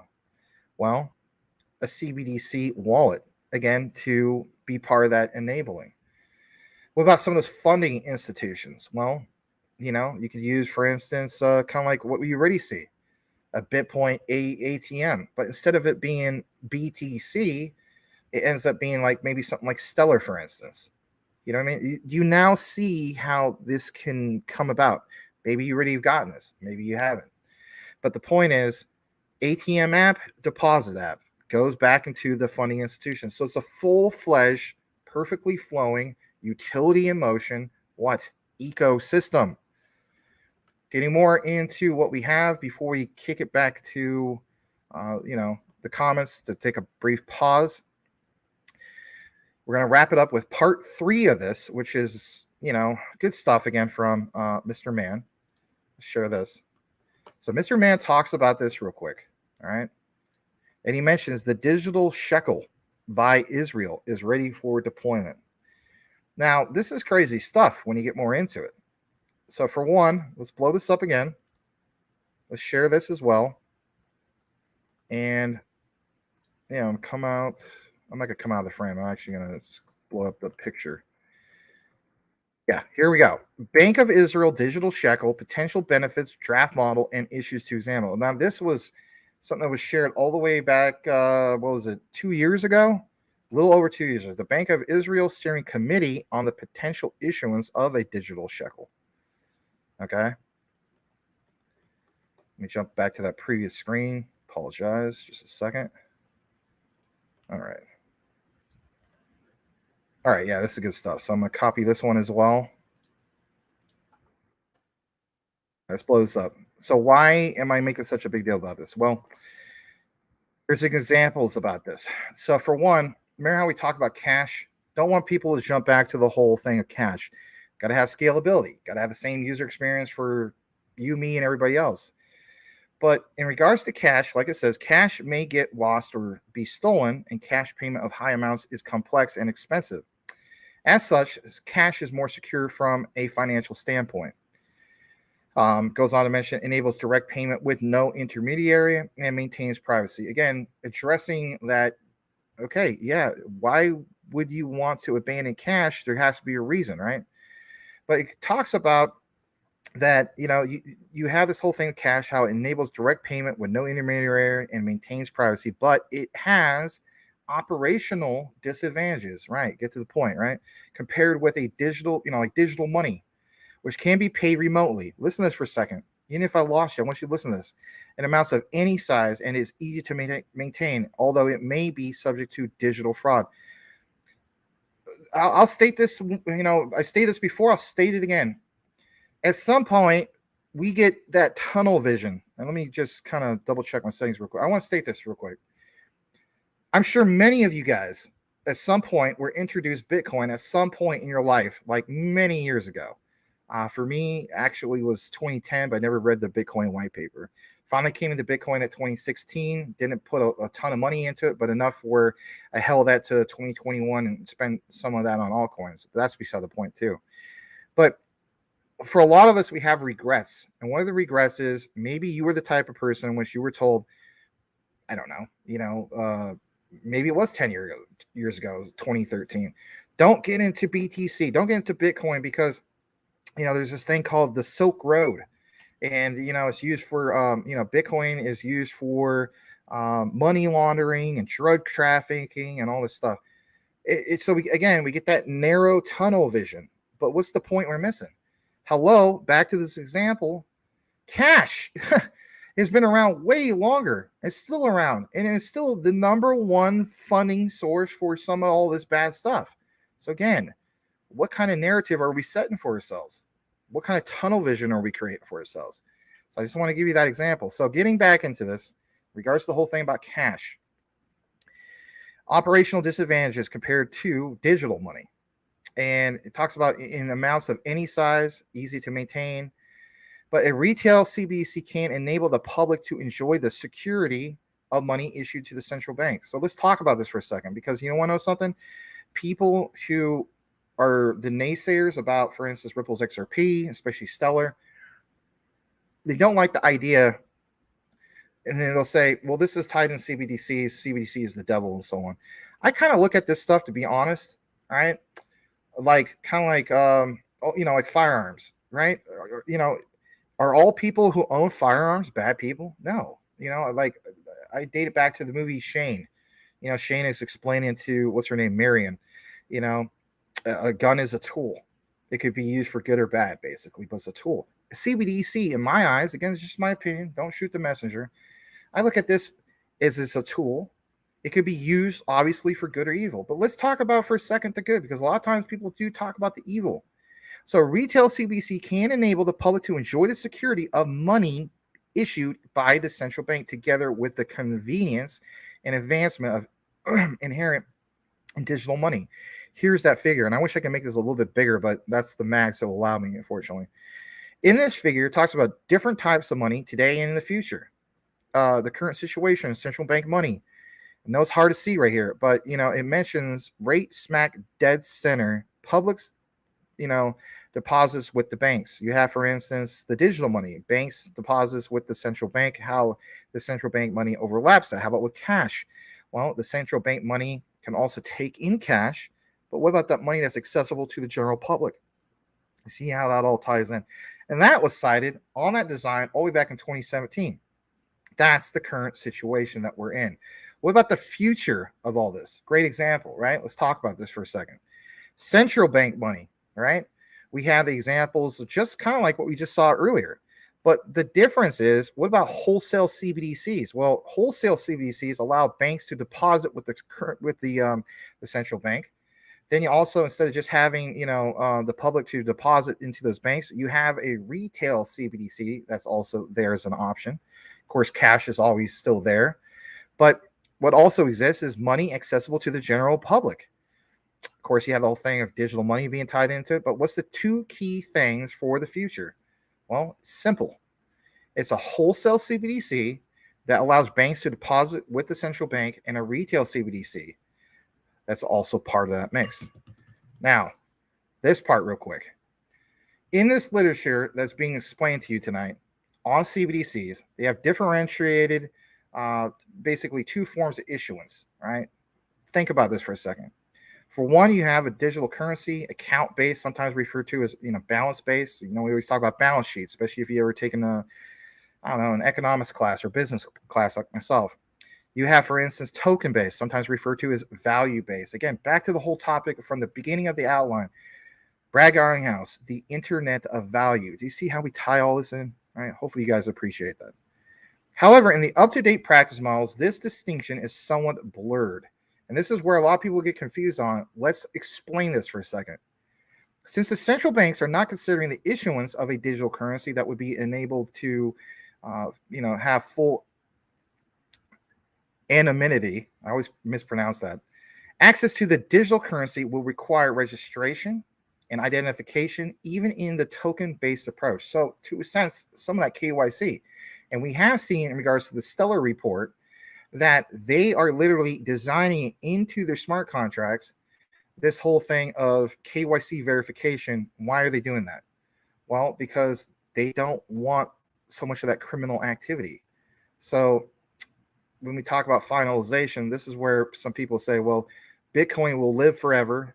Bitcoin is, if you think about it from that approach, Bitcoin would be the last version of the Wild West of crypto approach, because you don't have any of that isn't BTC programmed into BTC for that verifiability, right? The KYC and so on. This is where Ripple, XRP, and also Stellar gets that criticism.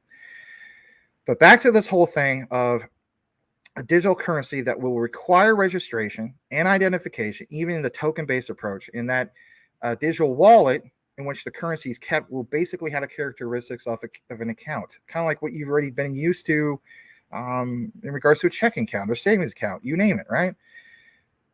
Here's an example. The Bank of Sweden found that certain technical characteristics of blockchain in a token-based model may give it legal characteristics that are closer to those of an account-based model.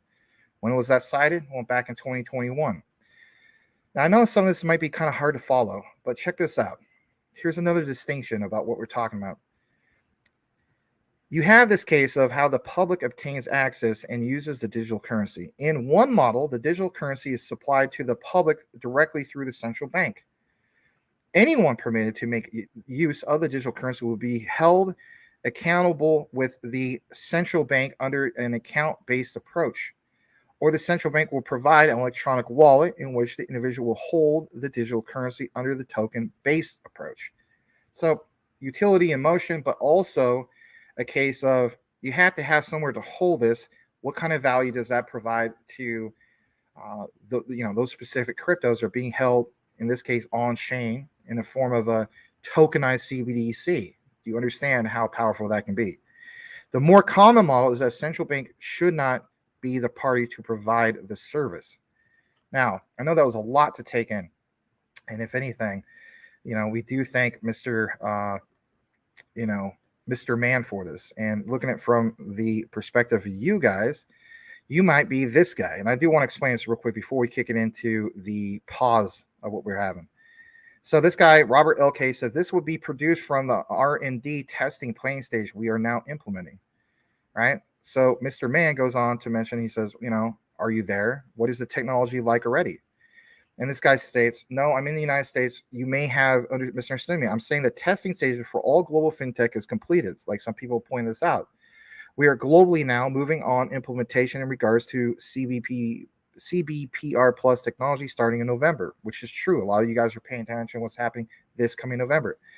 Mr. Man says that makes sense. When I think about it, I knew this, but the news of it had me extremely excited, right? And he posted global standards coming in November, but didn't stop to think because he was excited. His bad. But the key thing is these breakdowns, right? People are going to point out some things that are happening in November, but if you understand the money flow, right, the different types of money today and in the future, doesn't that kind of solidify the whole concept of, well, what about the tokens that you hold in regards to Ripple? And what about the ones you hold for even Stellar? What about the whole thing with CBDCs? The two common factors that people just need to realize is the old system, you didn't have wholesale CBDCs where banks deposit with the central bank. And you didn't have retail CBDCs. Then what about the whole thing about what you have in regards to tokens? So again, I could talk your ear off about it. We'll take a pause. We have more about this. And the next particular part is in regards to USA Today's report. All right. Going to jump back into the comments for a brief moment. I know that's probably kind of a little bit hard to take in, but trying to give you a broader perspective of how this all comes in. We're going to share some other perspectives, maybe some of that little bit more exciting stuff instead of just educational side. All right, so let's get into what we have. I'm double check the other screen. We have, I think we're all caught up for the most part. All right, so Dingy says, when the switch is flipped, all the prices will be inflated. We will have millions, but those houses will cost millions as well in the new monetary systems. That's what I think. Well, that's one way of looking at it. Because if we have tokenized real estate, maybe this also kind of makes you think, wow, maybe that's why tokenization of real estate is going to stand out like now or in the future, because they're already preparing for the future where people will be priced out of real estate. If we're going to be priced out of things like BTC or XRP or Quant and so on, what about real estate, right? All right, let's see here. Glad to have Edward Vincent say hello to everyone. Thank you so much for being here tonight. All right, let's see. Blunt, let's welcome Blunt. You don't give a dag about bone. I have some Bone. I have on the actual rewards. I have all three of the ecosystem. It's Shiv, Bone, and Leash. I have 2 Leash. Overpaid for my Leash though, but nonetheless, everybody, let's welcome Blunt. And let's see here. I'm also going to go further down. Welcome Adam G, Yo, future leaders. Thank you. Will Fix is obviously welcoming a lot of people. Thank you, Will Fix. Looking forward to having you here tomorrow. Calvin the Fifth, thanks, my brother Max. You're very, very welcome. Yeah, you guys are welcome. No problem. Let me go further down. I will agree with this. Not silly. It's just silly not to have XLM. I was talking to Will Fix about the whole thing with XLM and the whole thing of Sorbonne and so on. I mean, I know Rich talks about common sense crypto, but there's obviously we talk about a lot. But why isn't enough people talking about Sorbonne? We talk about an ecosystem earlier. It's like that is a huge deal. And not enough people talking about it. Like I don't care what project you're part of. If you can have a thing in which 70 plus projects, I guess you could say flip of the switch, by the end of the year, part of your mainnet of Sorbonne mainnet. That's another example. Am I going to be led to believe that Stellar is just going to be sitting around 10 cents? All you would need is a handful of those 70 to have utility in motion, but to each his own. People just don't see it. Adam G, remember the 5th of November? I remember that there was a video about that a while back. That's good stuff. Robert Williams, which cryptos are the ones we shouldn't? Maybe it's a typo. Shouldn't the majority of outbegs because we'll be able to make passive income? Don't quite understand. Which cryptos are the ones we shouldn't? I think you might have a typo. The way I look at it is there's some that I'm married to, which are, XRP, probably Stellar, Quant, possibly HBAR, I don't know, possibly XDC, don't know. But like my Filecoin, my Shiba Inu, stuff like that, yeah, I'm totally taking profits on that. Why wouldn't I? But teach his own. All right, let me double check just a few more comments. See if you guys have any questions. Crypto info _DYOR. Hey, good to see you again, man. Appreciate you coming here often. He says you keep hearing about JASMY and RNT partnership. Apparently, RNT is pumping Rencom network. Reminds me of the narrative "own nothing and be happy" since it's for renting. I'll dive more into that and get in more into that. You've been a long-time regular now, so let's go ahead and knight you, if you will. Let me see where you're at. I don't know if you're still here. I don't see you in the comments anymore. I would have gave you a wrench. Make a comment. We'll give you a wrench, okay? We do see a super chat came through. Thank you for the 99-cent super chat for Mr. Dingy, a.k.a. Dinu. We'll get to that in a second. Let's read this from Will Fix. He says he's sure XLM will hit the $3 mark, but when, I would say within a year seems safe. Implementation already started.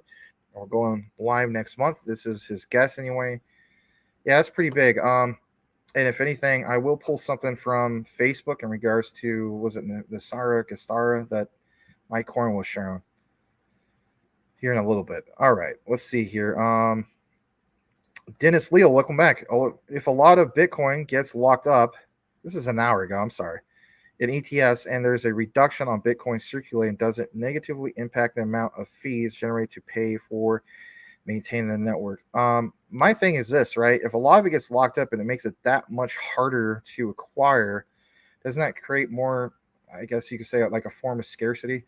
Like some of you guys are saying that, when it comes to Ripple's XRP and especially when it comes to Ripple's XRP, Max, do we eventually get to the point where exchanges don't have XRP? Can you imagine what that's going to do to the value of XRP? If you make something harder to get, and then we talk about, for instance, like what Zach Rector was talking about earlier, unveiling the veil.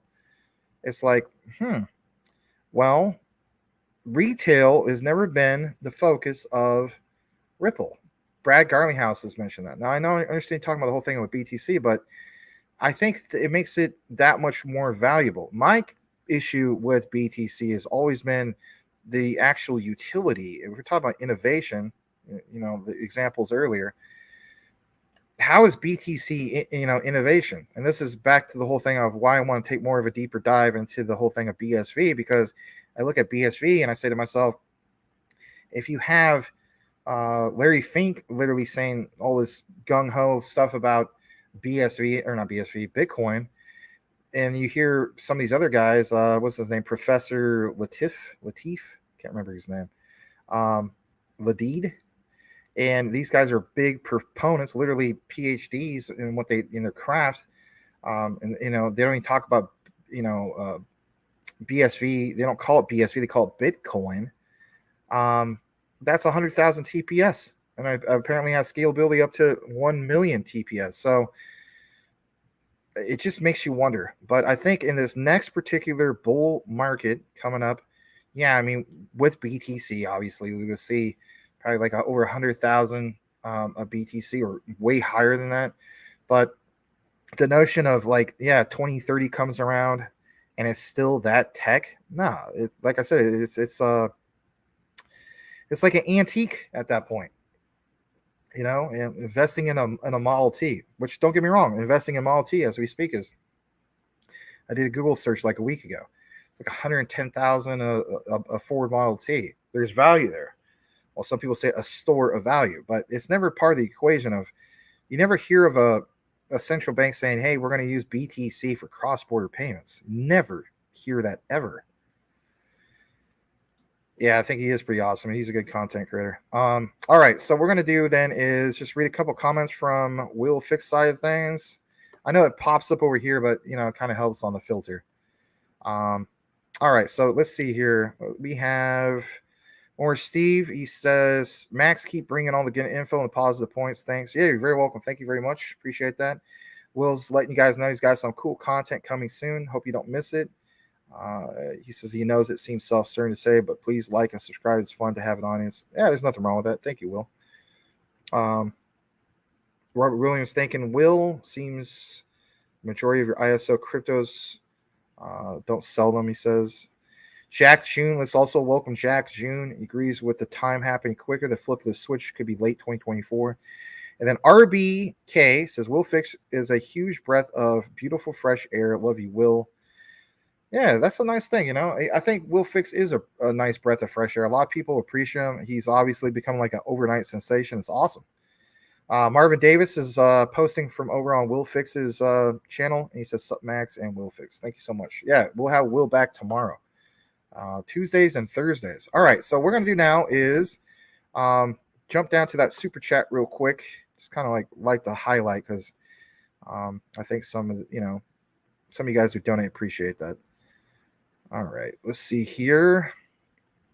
Hey, man, we got GT back. I guess I will read this real quick. He says, good to see you, GT, by the way. The grayscale spot Bitcoin ETF case is now back in the hands of Judge Preska of the U.S. District Court of the Southern District of New York. She has 7 days to issue a ruling on the case. All right, thanks for that update. All right, let's see here. We also want to welcome River. Glad to have you. All right. Just trying to get down to this super chat. There we go. Mr. Dingy. Thank you again. Appreciate it. All right. So what we're going to do now is we're going to get into the part of the USA Today piece on, I believe it was Ripple. Let me double check. We do share not just community-driven news, but also mainstream news, right? So we pay attention to both. So we'll get into that in a second. All right, so here we go. So let's start off with this. This comes straight from USA Today, and I believe it was today. Let me just double check real quick. Yep, it is today. So yeah, let's just pull this up and share this with you guys. It states this right here: Ripple shifts tons of XRP coins to Bitstamp as price begins to recover. Now, what is that all about? Now, basically it's this. We always pay attention to what whales are doing, following the big money, because a lot of times when it comes to all this, we see some of that fear. Maybe you even give into some of that fear, right? No offense, right? Maybe, maybe times I'm guilty of it. For the most part, I'm not. The way I look at it, I'm holding an XRP for many, many years, and also some of these other ones. But I always pay attention to where the big money is going, especially when it comes to what whale activity. If you're not using crypto X, formerly known as Twitter, the nice thing about using it, I would encourage you to do so if you choose to do so, is you can get these alerts to show up right up on your feed about whale activity. And so many times I see cases where whether it's XRP or even JASMY, right, where you'll see there's a lot of fear in the market, and then what happens? A big whale buys on that fear. So let's talk about obviously what's going on with Ripple's XRP, and getting into it. Here's the bottom line, and like this guy says, Yuri Molchin, he basically says, the Ripple fintech giant continues to shovel huge amounts of XRP to leading crypto exchange based in Europe. And that might be like how he exactly sounds. But anyway, I want to jump into some of the highlights because I don't want to read all this. There's a lot. And you guys already see me read a lot. So goes on to mention, thanks to data published by popular Whale Alert blockchain sleuth, which traces big cryptocurrency chunks moved by whales and exchanges, word has spread that slightly over 12 hours ago, and keep in mind, this was reported earlier today, a blockchain wallet marked as unknown sent several tens of millions of XRP to European Union-based crypto exchange Bitstamp. Now that is worth paying attention to.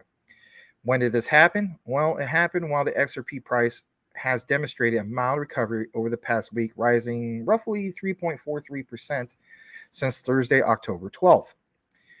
Basically speaking, 30 million of XRP was on the move, and the above-mentioned data sources stated that a total of 30,200,000, to be exact, XRP were sent to Bitstamp by an anonymous whale. Still, XRP-focused analytics platform BitHump revealed that, in fact, the transactions was initiated by a wallet linked to the San Francisco-based company Ripple Labs, founded, of course, by Chris Larson, Judd McCaleb, 2012, and now run by CEO Brad Garlinghouse.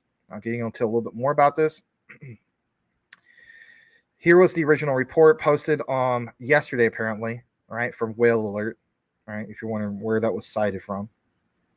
And getting more into it, it's a similar transaction to today's were spotted by Whale Alert last week, the week before that, and so on. Sometimes it has sent millions of XRP only to Bitstamp, and sometimes it made two transactions to both Bitstamp and also Bitso.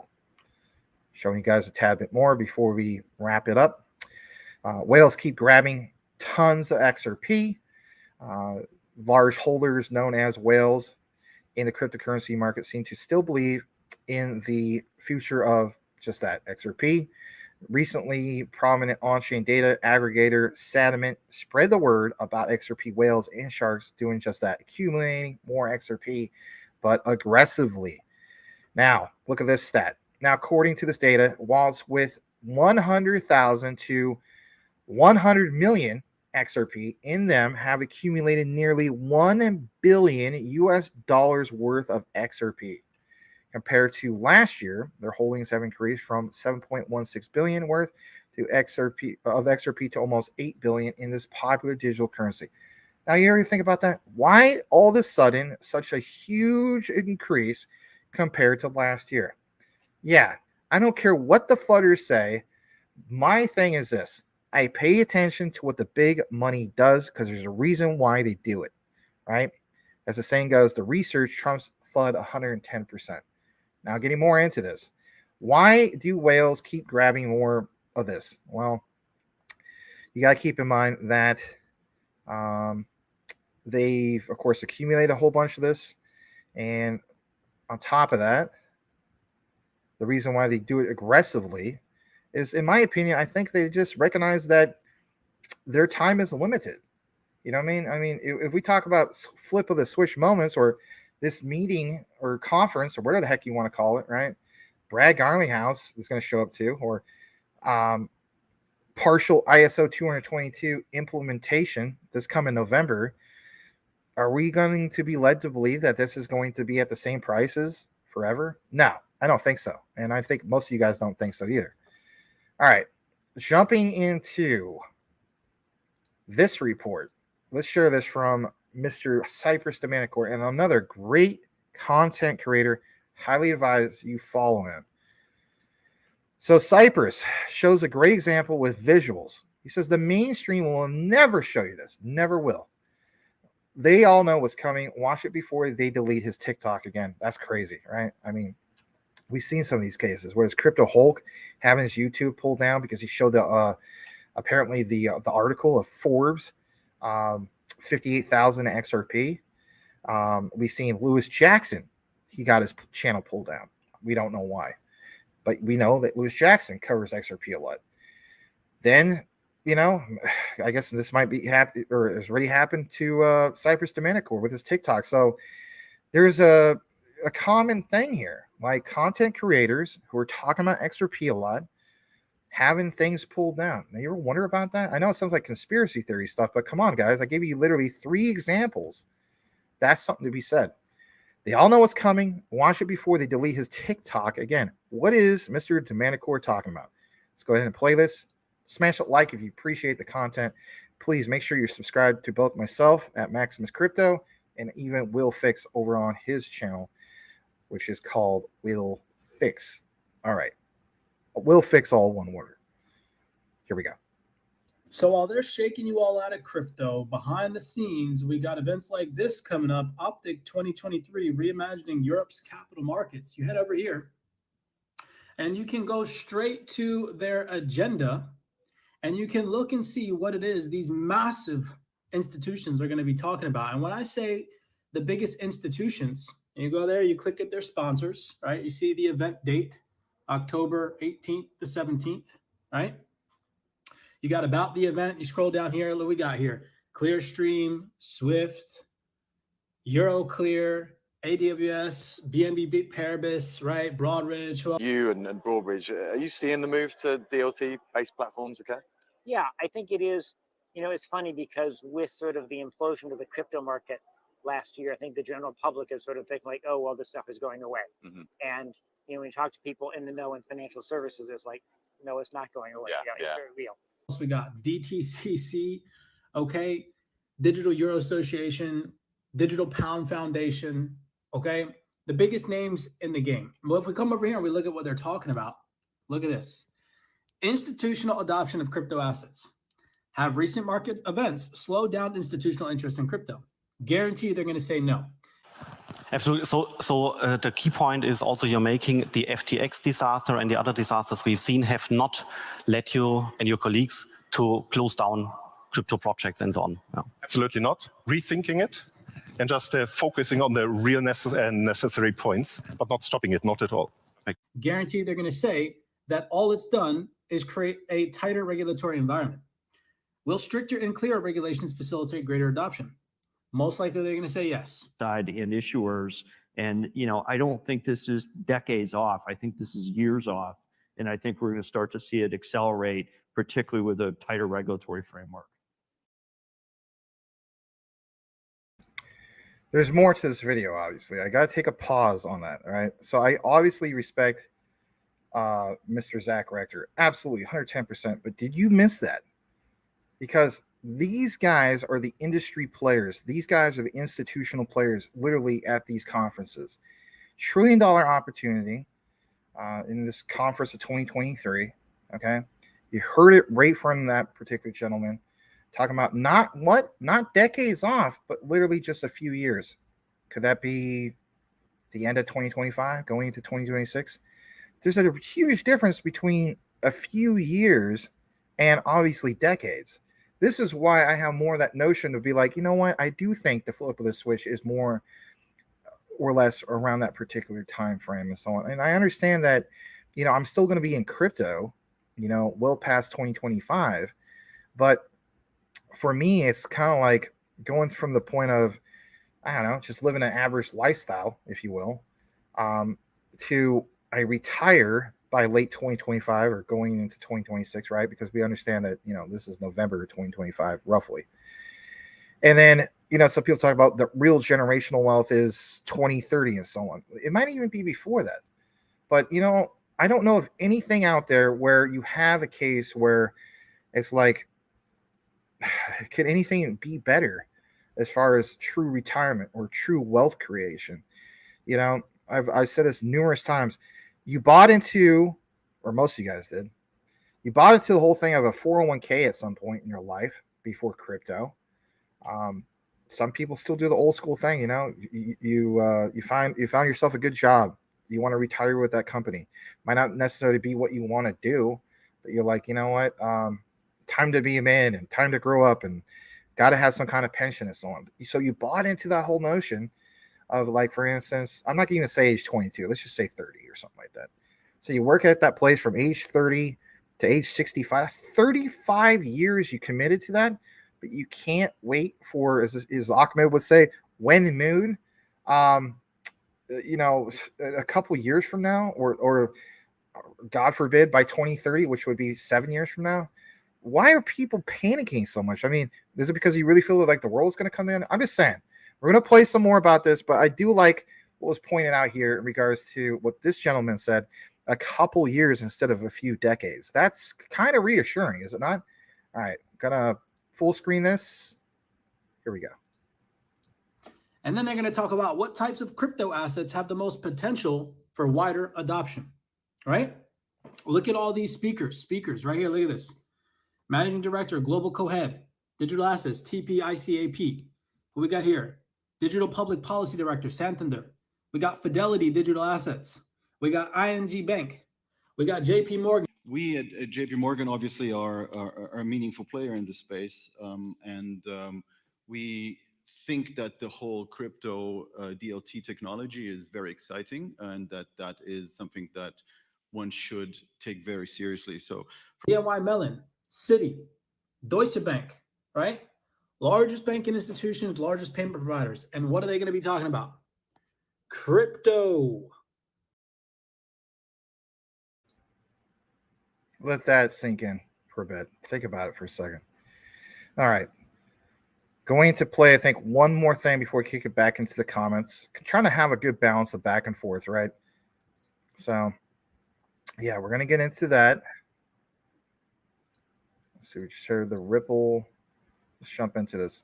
So actually on this one, we will take a pause because we're now going to jump into the thing of R3. And before we take that pause, excuse me, I know I said we'll take a pause. I do want to show you where you can view our deep dive in regards to Ripple, R3, and so on. Obviously, R3 really stands out when it comes to the R3 quarter bridge with XDC, right? Like, who doesn't know about that at this point? Maybe you're new, maybe you don't know about it. But I decided to do a deep dive in regards to XRP, R3, and Corda. Now, that really, really is a deep dive. I mean, it's like 58 minutes for crying out loud. But it's a whole full outline to kind of catch you up about the whole thing of XRP, R3, the history, all that, the good, the bad, all that stuff, right? Why XRP and R3 is a big deal. Now, on this particular one, we're going to get into what Mike Cornwell has, right? He has cited ISO 222, Let's Do It, who's Rohitku. Talks about all of R3 core DLT integrations plus XRP, XDC, Algo, HBAR, and even Quant. Thank God they included Quant. So that will be on the next part of our lineup tonight. We're going to get into that in just a bit. We're just going to recognize a few comments. And let's see here. We're going to read this from Boomer F. Sooner, 7:36 p.m. I got some Monopoly money. I'll throw in a few bones to help the market cap. All right. Going further down, let's see what other comments you guys have. Let's see here. What do you guys think of Chainlink? I own some Chainlink. My thing is this: I will not dismiss, a confirmed partnership, obviously, of Chainlink and Swift. I don't like the whole tribalism in crypto meme coins, but especially our blue chips. I don't like the tribalism of Chainlink people going after QNT and vice versa. I think it's silly. I think it's childish personally. I own both Chainlink and a lot of QNT. I don't have a lot of Chainlink, but I have a decent amount. And my thing is, I think it's still very undervalued. And, some people point out, well, do you go all in on Chainlink or Quant? And my answer is, you got to do what's best for you. But I look at Chainlink, am I complaining about Chainlink being a 20x in the bull market? No. So people say, well, you should just throw that into, more QNT because it'll be a lot more than that and so on. Hey, want to know something? Swift is still a big name. And the way I look at it is that is a confirmed partnership. Chainlink is the king of oracles. And yeah, it's part of being diversified. So I do hold some of that. We do talk about it from time to time. But again, I just don't like the tribalism. I think it's silly. All right, let's read this from Blackwood. XRP is headed to BTC prices. There you go, my friend. Awesome. BTC days as leader of the pack are numbered. I stand by this comment and want everyone reading it to remember it. I stand by that comment too. Some people stated that, BTC has never been an altcoin. I mean, I guess it can't never be an altcoin because, I guess some people just never look at it that way. But technically speaking, based on market cap, it was temporarily. XRP was number one temporarily many years ago. I have to pull up the dates on that. But it's a thing. This whole notion that people are like, yeah, BTC has never dropped from the number one spot. It has dropped from the number one spot before. Yeah, that's the way I look at it too, Boomer, is that it could hit its all-time highs again. And, for you guys that don't know about the all-time highs for Chainlink, you got to keep in mind what had happened like back in 2021, I think it was. Let me just pull it up. So, share the screen real quick. There we go. All right. So we did see this below $7 not that long ago. All-time low was 12.5 cents roughly. All-time high is $52.88. So, I mean, it's not bad to go to previous all-time highs. It might supersede that. Yeah. All right. All right, let's just read a few more comments. See if you guys have any questions. Again, hello to Marvin Davis. Glad to have you here. All right, Legendary says technology is agnostic. It's the people using it that can use it for good or evil. Yeah, that's one great way of looking at it. I like that. I like that analogy. Shout out to you, Legendary, and thank you for being obviously a regular at this point, guys. We really appreciate it. All right, let's see here. Let's read this real quick. Learned about BTC according to Blackwood and tried learning crypto back in 2015. Zero patience back then and blew it off. Wish I knew something at the time who could stop me from missing out. Now is my second chance. Don't feel bad about it. Don't beat yourself up about it. I'm guilty of it too. I've known about BTC since 2010, knew it existed. And basically, instead of putting, I think it was like 12,000 of a business investment into BTC at the time, I put into building like a super server, if you will, for another particular business venture. And that business venture did well for about 4 months. And then the company ended up getting acquired. And I was like, oh no, they changed their earnings. It just sucked. And so it was like live and learn. And then, what was it back in, I'm pretty sure it was like 2015 or something, or 2014. My friend, his name is George Jacobson. I have to get back in touch with him. He was telling me, hey man, buy some BTC. Basically speaking, he was looking at it from the perspective like it was like right around $1,000, I think it was at the time. And I didn't get into it until about 2016, right? And then I finally got into it, and that was, I'm looking at it from the narrow point of view, like that's the popular one. I don't know about some of these other ones. And then, you guys know the story. January 2021, basically had the attitude like, I'm going to listen to my friend. He claims he made a bunch of money with Dogecoin. I know it sounds silly, right? But that was an entry point for a lot of people. And then he was telling me, man, you should throw like 10 grand at it. Didn't listen to him. I was like, I'm a school teacher. We don't make much money, especially here in Arizona. So I threw 300 at it. But I listened to my gut at least when everybody else is saying go to $1. I pulled out like roughly around 70 cents. I think it went up to like 73, 74 cents. So my $300 was like 22K. And if it wasn't for that, I wouldn't even be with you guys right now. And of course, you guys know about the Shiba Inu thing, but I had zero patience back then. I didn't understand that stuff back then. And it's something about when you see your earnings blow up, right? You see that portfolio of yours where, hey man, I put in like, I don't know, let's just say like a couple $1,000 and boom, it's 15,000. and then went from there to like 25,000. And I'll never forget that moment of going from 25,000 seen on my portfolio, my CMC portfolio, to like 93,000. And then I waited a few more hours and it's like 103,000. I was like, my God, what the heck is going on? They get bit by that crypto bug. Then, of course, I get bit by the crypto bug. Then, of course, chasing some meme tokens. You live and learn. And I said to myself, I'm not going to chase this anymore. Last meme token I ever bought was January 2022. I think it actually was two of them. It was RBIF, which I'm way down on, and it was also Volt. Nothing against Volt. I think they have a great community. I'm just not part of it anymore. Those are the last ones. But I may very well get the Jesus one, because the way I look at it is, for one, is Jesus. I mean, I love Jesus. And two, a perfect 100 out of 100 score. Like I was telling Will Fix, has to have that score. You're gonna claim Jesus, you gotta better have the perfect score. And not only that, it's just been doing some crazy stuff. I honestly think that this might be, I guess you could say, the new Pepe, if you want to call it that. I don't know. It's the only meme token I'm kind of excited about. As you guys know, I don't really talk about meme tokens, but there's that one. Anyway, enough about meme tokens, right? All right, let's see here. The one and only. He doesn't like XLM, but all in on XRP. Explain to us, why don't you like XLM? Oh, okay, there's the answer. XLM will never come close to XRP, not even close to a non-profit organization. They're not very transparent.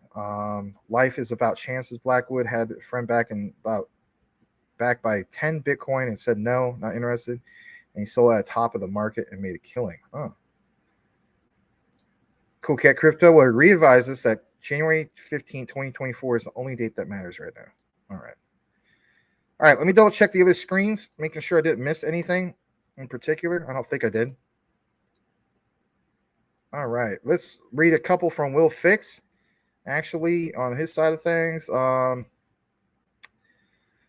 Let's see here. We have Ringside Intel. Glad to have you here. We'll read at least a couple comments from you. He states, hang on, people. You get your trust set up ready and move to PR to save on taxes. Okay. MO, you might want to look into GBEX. Yeah, we done that a long time ago. GBEX, XSwap. I definitely would say are two good ones from the XDC ecosystem. All right. Mighty Giant, the judge already said that Ripple's sales of XRP were securities. I'm not 100% sure, but I think you were wrong. No, not a particular one, but that's all right. Different point of view. All right, let's see here. So I read some of that from Will Fix's side. Let's jump into what we have on the remainder. So what we have now is to cover more of the whole thing of R3. And again, I want to show you guys this real quick, just in case you missed it. We did do a deep dive, and it's right here in regards to R3, XRP, and Corda. Now, of course, we all know about the whole thing of R3 XDC bridge. Pretty darn big deal. But back to the whole thing in regards to Ripple's XRP. So let's jump into it. Thank you again to Mr. Michael Cornwell, who has this. All right, so here it is. Mr. ISO 222, let's do it. Rohitku talks about how all of R3 Corda DLT integrations, you have the whole thing of XRP, XDC, even Algorand, HBAR, and Quant. Let's blow this up for you guys. All right. So you do see this here. I don't know if that was bigger already on the other screen. My bad. Yeah, it was bigger on the other screen. That's strange. All right. That's a little bit bigger. But yeah, look at this for a second. All right. So you do see Quant on the top left, DLT connections to Corda, interoperability with SIA. We've done a few, obviously, big deep dives in regards to that. You even have, for instance, Energy Web Token, tokenizers, number 2, crypto that's part of his portfolio, apparently. You have HBAR, consensus service for Corda. How about XDC? Obviously, XDC. Hybrid network through DASL bridge. Always talking about that XDC R3 Corda bridge. How about, for instance, Corda specifically in regards to XTC network, right? The Corda bridge on XTC network. You have also Algorand, which I'll be honest, I wasn't aware of that, so this is new to me. It's called Fiducianoni, which I mentioned is Italian. Digital uses Algo and Corda. So the bottom line is this. It says right in the middle, permission DLT network built for the banking sector by the banking sector. Number one is regulatory compliant. Where he's talking about ISO 222 being regulatory compliant. You have ISO TC 307, the quant network standard, how that's tied into the tokenization of CBDCs, the APIs, you name it, right? But that's their exclusive standard created by Gilbert Verdian. You have multiple consensus pools, regulatory standard compliant. Who are some of the founding members? And this is big because we've been covering this whole thing about JP Morgan. I think I did about 4 videos now, different parts in regards to quant and JP Morgan. So again, you could take a look into some of that if you want to get caught up with that. If you're like, I just don't understand what Max is talking about, it's okay. You're not the first. But this one says, for instance, 10 trillion a day. Says, for instance, QNT, JP Morgan connection. I'm not saying that quant does 10 trillion a day. Is JP Morgan does 10 trillion a day in payments. Right? When we talk about tokenized assets, think about it for a second. I do a full deep dive breakdown on why that's important. This other one that on the right says QNT is the key. It elaborates a little bit more on that. And then the third one, so technically, I guess you could say today will be the fourth. If we get more into it, we have time. It's this one says, now is the time. Here's why. It talks about Citi developing token services for institutional clients. Citi, RLN, right? And that whole thing of RLN with Citi and also JP Morgan, and of course Quant's Overledger and how we tie it all in. So again, it's kind of like a 3 or 4 part series. You might want to look more into that if that's your thing, or you want to learn more about Quant. It's there for you. All right. Yeah, let's jump back to what we have in regards to this whole thing. So here it is. You do see those founding members. State Street. So we talk about, your Bitcoin spot ETF. State Street also has apparently an application. We get more into this. You have Goldman Sachs is kind of hard to see right there because it's smudged. All right. Bottom line is this: which institutions or traditional, TradeFi uses Corda? Great question.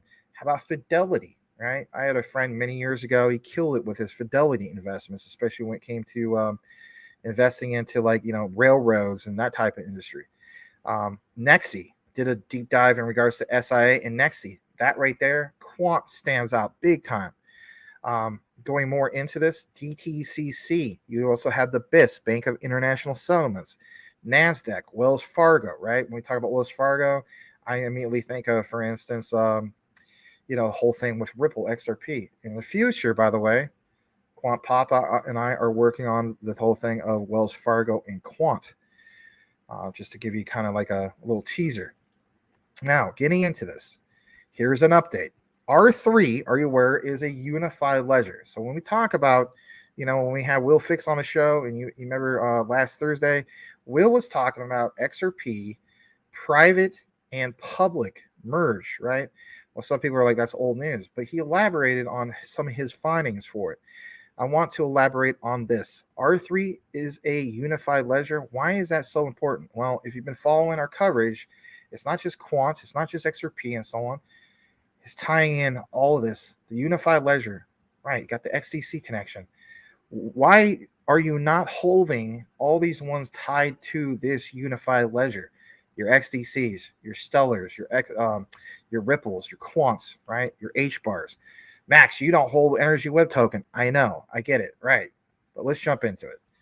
This is again from Mr. Man. We cannot thank him enough for his coverage that he brings on a continuous basis. So please give him a follow over at Mr. Man XRP, and he's doing pretty well. He's up to almost 10,000 subs as soon as he gets, or followers. As soon as he gets to that, I believe it's like double the monetization as compared to YouTube. So hats off to him. This is about roughly a little over 2 minutes. Listen to some of these guys from R3. I think it's a big deal. Here we go. It was passing through my mind there, as you said, Richard. What did happen isn't what we expected to happen, and of course what happens isn't necessarily what ought to happen. Todd, you put it another way, really saying, the market kept giving me this message, and eventually I had to stop trying to tell them the answer. I don't know whether markets are like customers and the market is always right.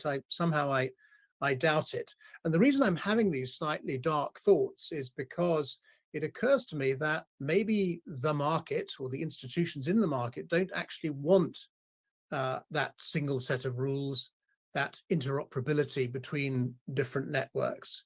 Because if we look at what's happening in the token markets, we find individual banks are building individual tokenization engines in-house, hoping to keep their existing business. We see exchanges doing very similar things, building these competing token platforms, albeit without really any tokens being issued onto them, but certainly keeping themselves in that game. You've got all these tokenization projects which are taking place inside individual asset classes, in bonds, in private equity, in real estate, and so on, or in different financial functions, in payments, securities financing, stock loan, whatever it is. So it's a very fragmented marketplace when you look at the regulated capital markets. And so the point where R3 began as a collaborative venture has given way now to this dozens of competing subscale projects.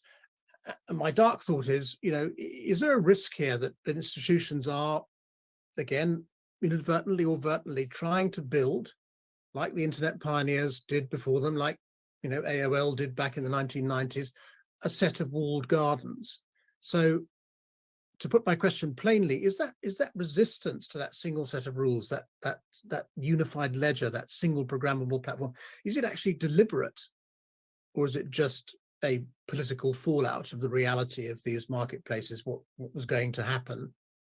I feel pretty passionate.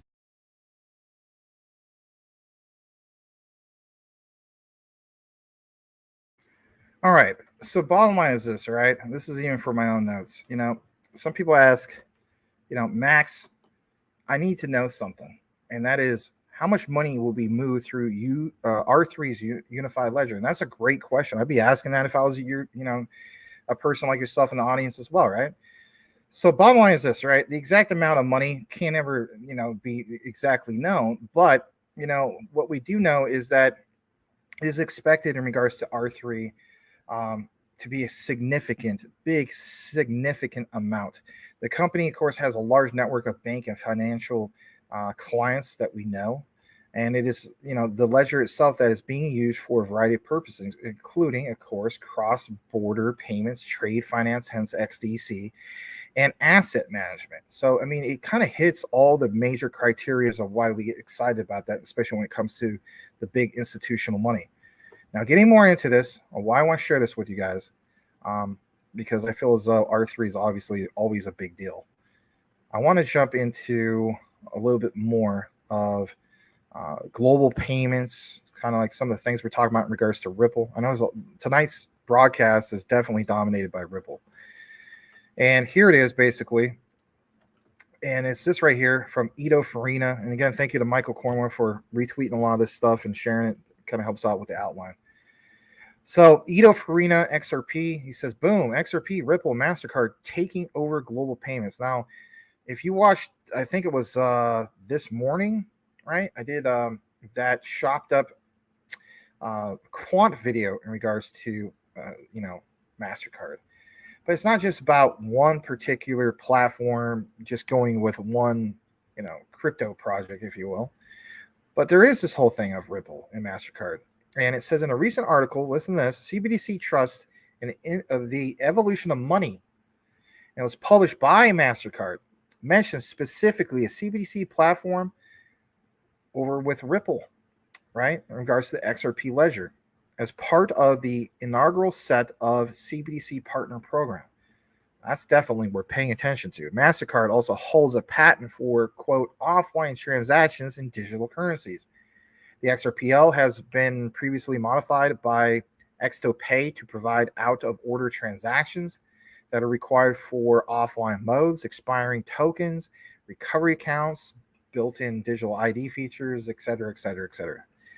MasterCard and Ripple are working together to revolutionize digital payments using XRP as a bridge currency and the XRPL. So again, this is why we kind of show you some of the stuff in regards to R3 as well, right? So I'm going to blow this up Hopefully this is big enough. If not, I'll try to make it a little bit bigger. Yeah, that's bigger. That's better. Bigger and better. All right. So look what it says from MasterCard, straight from their site. I mean, this is obviously if you connect it, with your mobile app. It says MasterCard is safe, the new sexy. CBDC's trust in the evolution of money. August 17, 2023. So not that long ago, guys, just a couple months ago. How MasterCard is exploring the CBDC ecosystem in 2023. Of course, I gave you the quant outline. What about the Ripple outline? Well, you have a whole bunch of things here. I'm not going to get into all this stuff, but I will read at least the one from the United States because I think the majority of us are here in the United States. And, I'm not discounting, some of you guys that watch from overseas and so on. Hey, I love you guys. Appreciate that. Thank you so much. But where it says on the whole thing in the United States, various financial service players on the feasibility of the regulated liability network, including a theoretical wholesale CBDC and commercial bank deposit tokens. Remember how I tied that in earlier? You ever wonder why I started off the outline like that? Before you can get an example when we get to this particular part, right? I try to tie in everything for you to have a broader understanding, even if I might lose you a little bit, right? I understand some of this stuff can get kind of dry. But look at this highlight. The inaugural set of partners includes just that CBDC platform Ripple, blockchain and Web3 software company Consensus. How many times Consensus gets recognized and referenced? Multi-CBDC and tokenized asset solution provider Fluency. That's why I put so much emphasis the last few days or weeks on tokenization. Digital identity technology provider Edemia. When I read that, I think bad stuff because my dad has edema, right? That's a bad condition. Digital identity consultant, which is Consult Hyperion, Security Technology Group, Jaseki plus Devrian, and digital asset operations platform Fireblocks. Interesting. Now, I will read the top part. I don't know why I didn't include that. England, Bank of England, and the Bank of International Settlements, as we know, Innovation Hub on how APIs could facilitate retail CBDC payments. Again, for you guys that don't know much about quant, it's okay. You know what I mean? Like, I'll do my best to kind of help educate you on that. But that is where quant really, really stands out, especially when it comes to APIs. Like, that is a huge utility layer for quant and that Overledger platform, right? That operating system, as in the Overledger. All right. Let me see if this might be the part where we have to pause. Give me a second. Let me just double check. No, it's not. All right, let's see here. Yeah, we got a little bit more. So let's pull this up. I'll paste this into it. This is good stuff. A lot of details here. How about Global CBDC Challenge? Let me just see if you can see it real quick. You can. This is good stuff as well. You have safe, sustainable, and inclusive finance. Look what's highlighted. All right, you want some confirmation about Ripple? Because I know I was talking about quant for just a bit. The XTO DOT system is based on a modified what? XRP ledger to support private permission clusters for each financial institution. XOPay, or XTOPay, excuse me, has modified the XRP ledger to provide for provide for out of order transactions. Sometimes I read too much, right?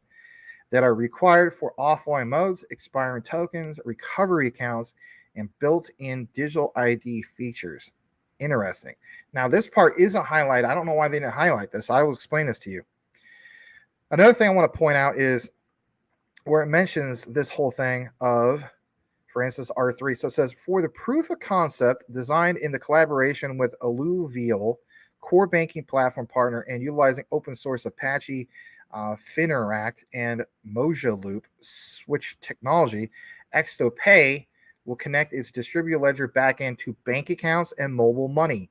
Now, earlier we talked about some of those backend systems, all right? Give you some visuals. But the proof of concept will integrate with what? Yeah, that's right. You read that right. R3 core as a tier 1 CBDC layer. So you understand that we can't get exact amounts on R3. Of course we couldn't. Because if you think about it, that is a unified ledger, and from every aspect of all this talk about CBDCs and so on, or your Ripples and you name it, it's right there.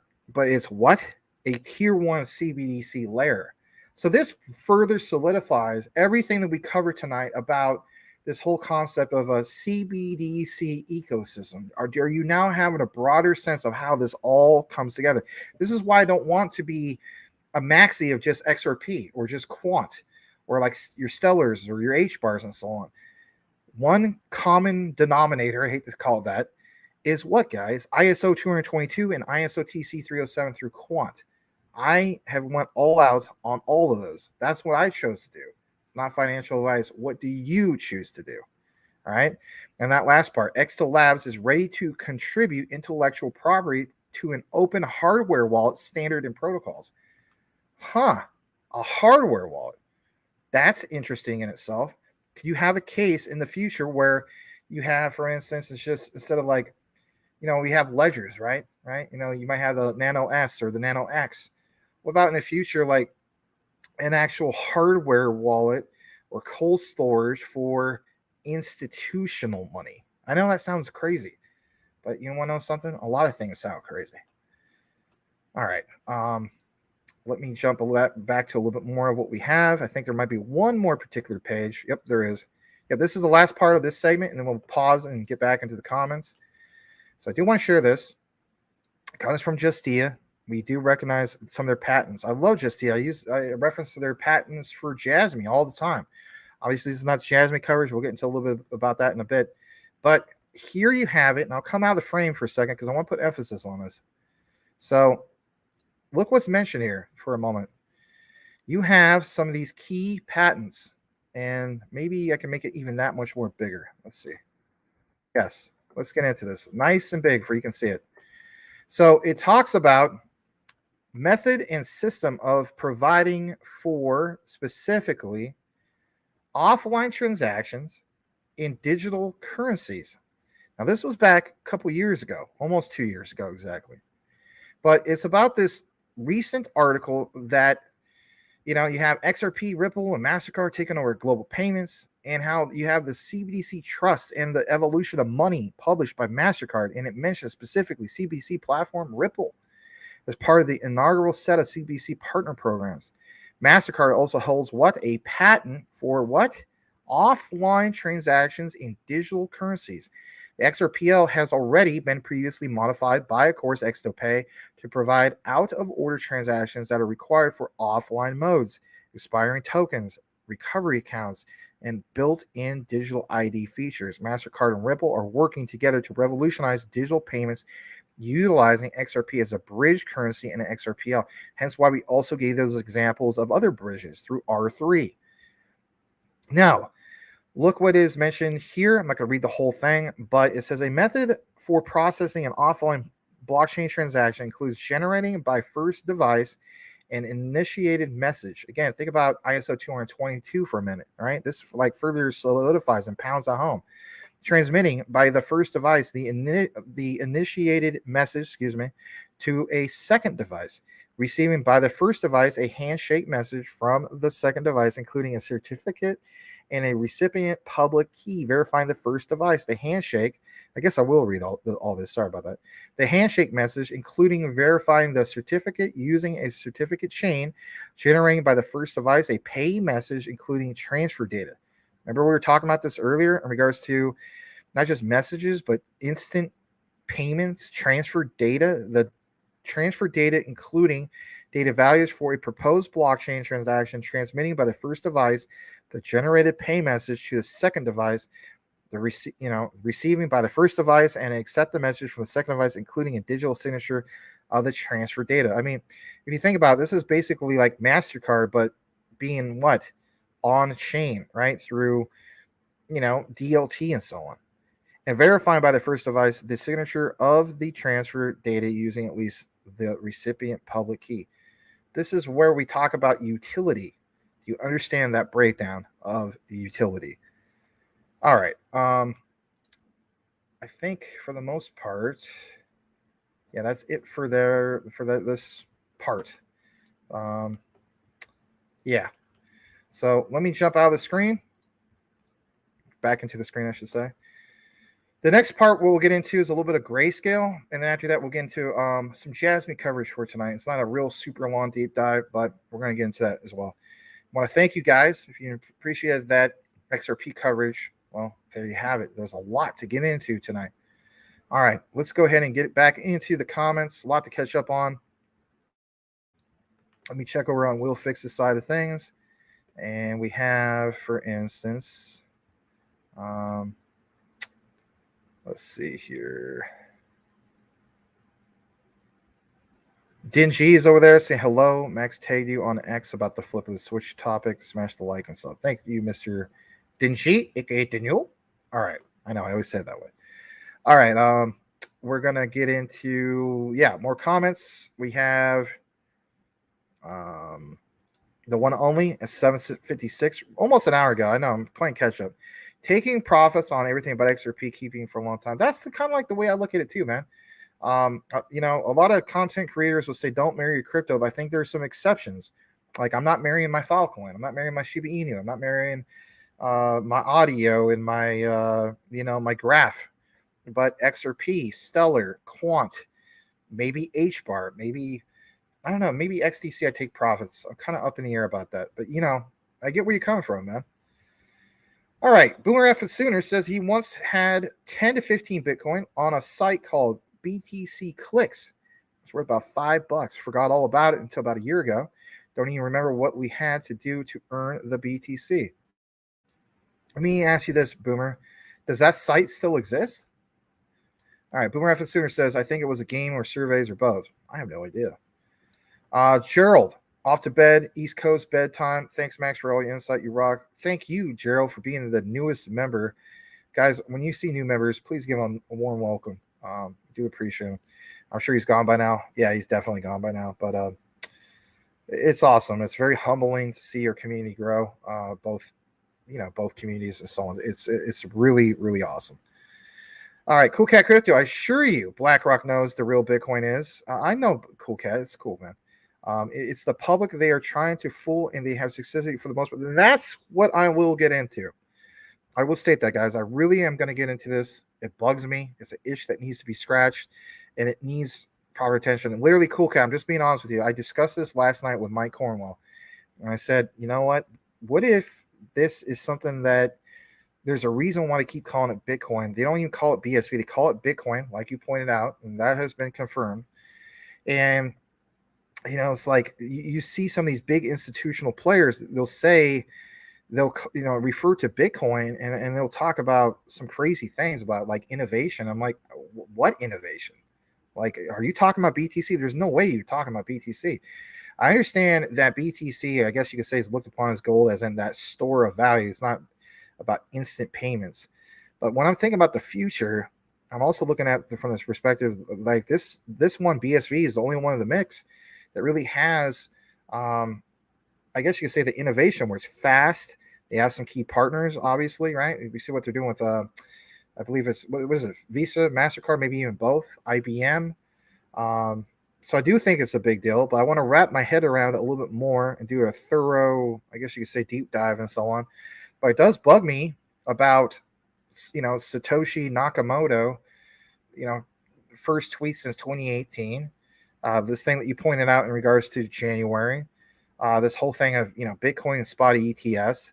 And I'm just looking at it from perspective of, it is kind of like a form of FOMO to a way for me, maybe for other people. And it's just like, there's a fear of missing out, but then there's also the fear of like, what if most of us have been wrong and there's only a select few like yourself who has called it and has been right about it? And I'm also looking at it from perspective of, if I'm interested in generational wealth, and this ends up being an asset, like you mentioned, you know, that I originally bought on one bag for $25. I think my average pay is like $30, right? Like BSV went up about 15% today. So it's like, give or take with the pullback, there probably would be a pullback. I could buy like 3 BSV for $100. What if this ends up being the next like long-term buy and hold? You know, I put out a video earlier today, which of course kind of references what we're talking about earlier. Let me show you this for a second. Earlier today it says second chance at BTC for under 100. Well, what about BSV? What if BSV is like kind of like also part of that mix of like, it really is tied into the whole thing. And instead of at under 100, it's like roughly 3 for 100. Like, you know, maybe instead of just putting all my focus on XRP and quant, maybe I should go all out on BSV. But I want to be convinced of that myself. I'm not trying to convince anybody. It's not financial advice. But that really has me wondering, because, you know, the whole thing with Craig Wright, I mean, like, what if, I'm just saying, what if you're right? Not just about you. Maybe this makes you feel good. I don't know. But guys, let's just be serious about this. What if the court ruling, for instance, does deem that he really is not fake Toshi, as some people joke around, that he is the real Satoshi? Can you imagine? Think about this for a second. Can you imagine what the price of BSV? It would skyrocket. That's why I'm putting emphasis on this. That's why I want to look more into it. I feel like, man, there might be something there. Because you want to know something? If that's the case, time would be running out.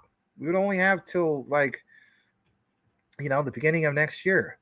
And you talk about FOMO. I mean, can you imagine the headlines? I'm just being honest, right? We recognize that mainstream news typically only reports on two narratives, and that is, you know, big crashes like what happened with FTX, and of course that created a lot of fear, and people were like, I'm never going to get into crypto ever again.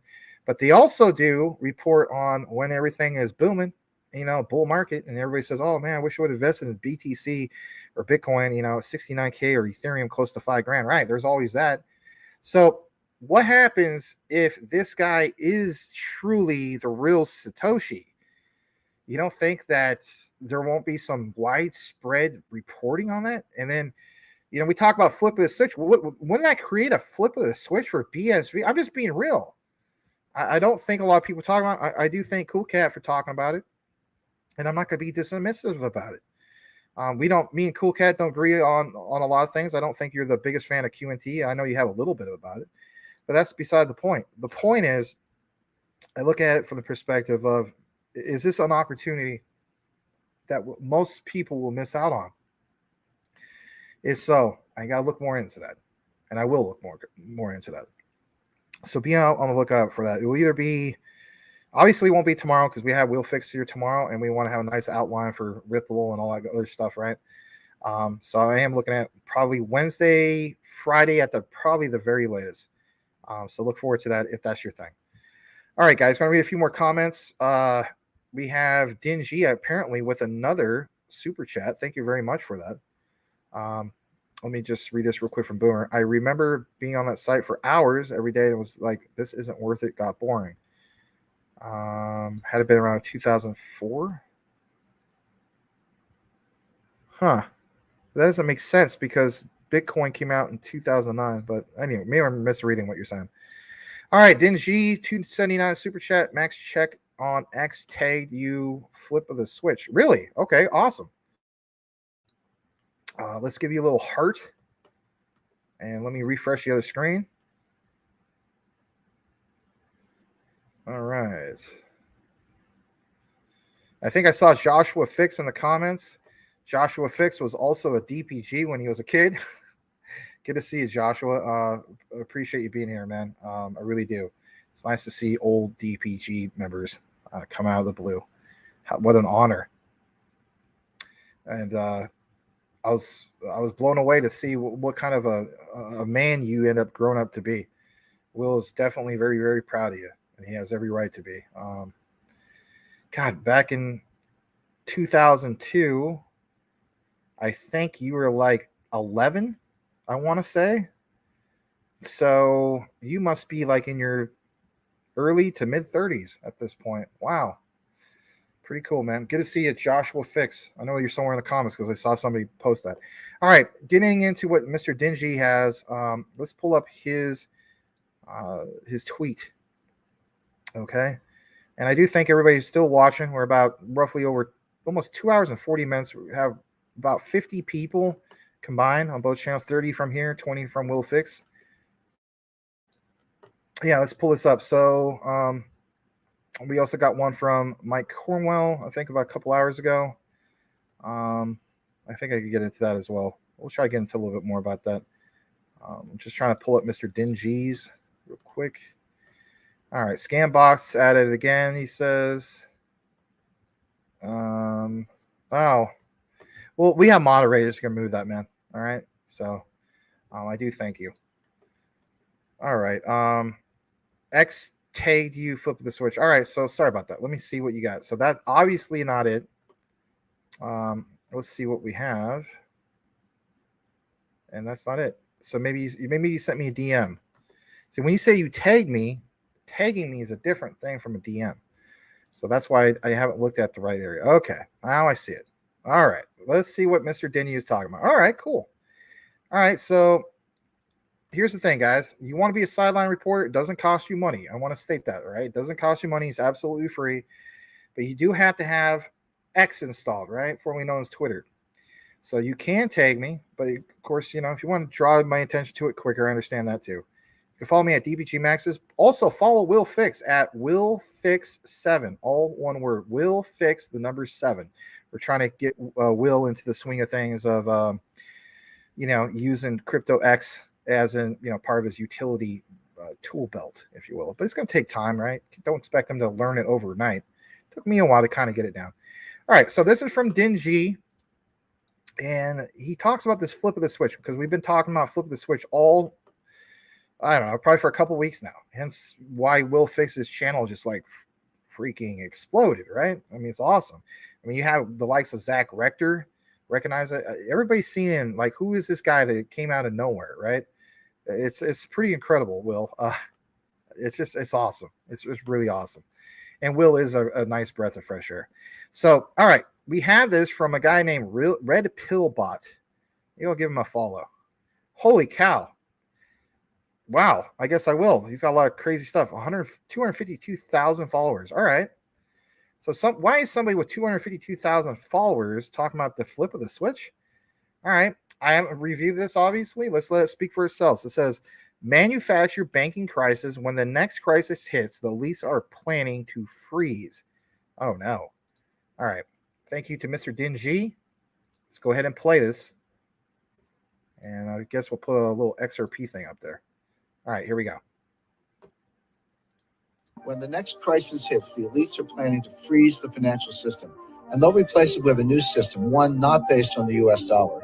When that happens, we'll wake up to a very strange and disturbing new reality. And for our viewers that are watching today, what might their reality look like that morning? How does this manifest? First, they'll have gone to bed knowing that a massive financial crisis was underway. But when they wake up, they'll find it has worsened and the contagion has spread worldwide. When they go to withdraw money, their ATM will say, closed temporarily. When they go to sell stocks, their account will say, transaction not available. When they go to their local business, that business will only accept cash if it's open. As citizens realize they're being barred from their money, riots will erupt. It's going to get really bad really quickly. How would such a freeze actually work? And wouldn't that be highly illegal? Well, it wouldn't be illegal technically because they've been quietly laying the groundwork for years. They've rigged the financial laws, changed the rules of the game to allow this to happen. The stage is set. They have the levers in place. The lights are positioned. Now someone just needs to flick a switch and they'll impose ICE 9 rapidly. And again, all of this will be legal because they rigged the system in their favor.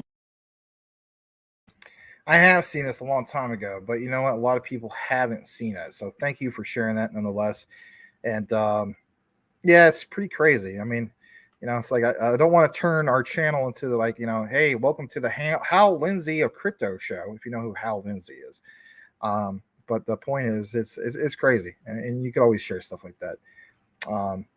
Some people agree with that. Some people don't. But it kind of leans towards the whole thing of like, what in the world?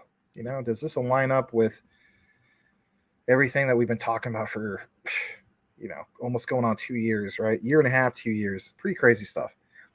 Going to read a few more comments before we kick it back to what we have. I'm just going to take out that brand thing for a bit. Dingy, listening to the stream while working. Cool stuff. Well, thank you. I think I saw your post where you're like, Max blowing up my data plan or something like that. Sorry about that. I know you don't like it when we do shows for like 3 hours and so on. I don't like it so much either, to be honest, because it creates extra workload. Because as you guys know, I do chop them up and so on, and that does help. But you know what? I like this because, you know, I like it. I don't like it, right? Like I like it from the perspective of we all want to stay informed, but it does create a lot of extra work, and that's okay. Anyway, Will Fix, Robert Williams. I don't like to give advice. I'm not qualified, but I do love all the ISO coins, according to Will Fix. LOL to me. I love you. A nice whale tail. Okay, that's, yeah. And I read that part real quick. All right, so let's see. Let's go further down. GS, good to see you, man. Hope you're doing well, listening while working. A lot of you guys listen to the show while you work. We get a lot of reports of people also driving down the road. I guess Patrick Collier, shout out to you. I do need to message some people from before who are truckers that I miss. That they used to listen as they drove down the road, which is cool. Ringside Intel. The scary part about XRP is when they start adding different utilities to the XRP ledger, XDC will cross bridge so much of value that will increase the price even more. That's a good way of looking at it. Ringside Intel, great point. That is a great point. All right, so let's see here. There's some of these comments that I already read, so I'm going to go further down. All right, we want to welcome this guy, Mr. ADHD. He says, hello, everyone. Glad you can make it tonight. We live, baby. Good to see you, Mr. ADHD. Do appreciate you. Shout out to all the people that live with ADHD. So people may think that's bad, but you want to know something? There's some pretty smart people that live with it. Shout out to Mr. Michael Cornwell. He's been killing it, right? Such a hard worker, and he has ADHD. So anyway, all right, let's see here. What is this? Blackwood's got a question. Who does research on a project, sees that every major institution on the planet is backing it, then say it's a scam? You know I had to do that voice, right? Nobody's that stupid. Yeah. Like even like when I talk about the JASMY coverage, these guys, I could be like, hey guys, I'm connecting all this stuff. We got this thing with Bijit and Google and you name it, and we even have, for instance, JASMY with the like a future ISO TC 307 connection. And well, you're full of crap, Max. There's no other former Sony executives are doing that. Oh yeah, really? Well, there's Soramitsu, and they are ISO TC 307 compliant. Here's the proof, and it's just like crickets, literally crickets. And it's just like, and then you still have a random guy from that community, from the Flutter community, come in and say, yeah, I don't care about any of that. JASMY scam. Anyway, had to give you guys some JASMY scam here in a bit, right? We haven't said that in a while. Shout out to Corey Bibe. He's not even watching tonight. Maybe he is, maybe he ain't. But you know what? I do see some missing people. They haven't been around in a while. Brian Dowie, I miss you wherever you are. Brian Riley, really miss him. I have to kind of reach out to some of these guys. You guys are missed. All right. Let's see here. Let's read this from Mighty Giant, because we were talking about institutional sales earlier. So he says, quote, institutional sales, which were primarily to institutional buyers, hedge funds, and on-demand liquidity customers pursuant to written contracts for which Ripple received $728 million in proceeds. Wow. All right. Let's read this from Gumta. Hi, Max. You should add 2 more coins in your list, Solo and SHX. We do talk about them. Excuse me, we do talk about from time to time. They just don't get coverage like every day. But you are right. I did actually talk a lot about Solo at the last Twitter space. There was no Twitter space last Friday, but it was 2 Twitter spaces before that. So roughly about 3 weeks ago, we talked a lot about Solo. And we even had one guy, which was Mike Cornwell. I guess he just decided, hey, he had to get some Solo. So there is that. There's other obvious, ISO 222 ones out there. There's Cello, some people call it Cello. I always wonder what was the right way to pronounce it. There's XPR. You guys have stated, Max, why don't you cover XPR? So I'm fully aware of some of these ones. All right, let's see here. We're gonna read. Yep, I did get into that. Let's also welcome Mr. Cody Core. Max, appreciate you being here. There he is, Joshua Fix. Glad to see you and Dad teamed up again. Yeah, you know what? And how cool is that? I mean, I asked your dad, I said, did you Google Mr. Stanley? I can say the first part. Did you Google me? Or just type in DPG Maximus and that's how you found me? And he was like, no, I was legitimately just a guy who was really into XDC, XRP, some of these other ones. And that's how I came across your platform. And I was like, man, that's incredible. I actually thought that was cooler than him just Googling me. So good to see you, Joshua. Glad to see that you grew up to be a great man. All right.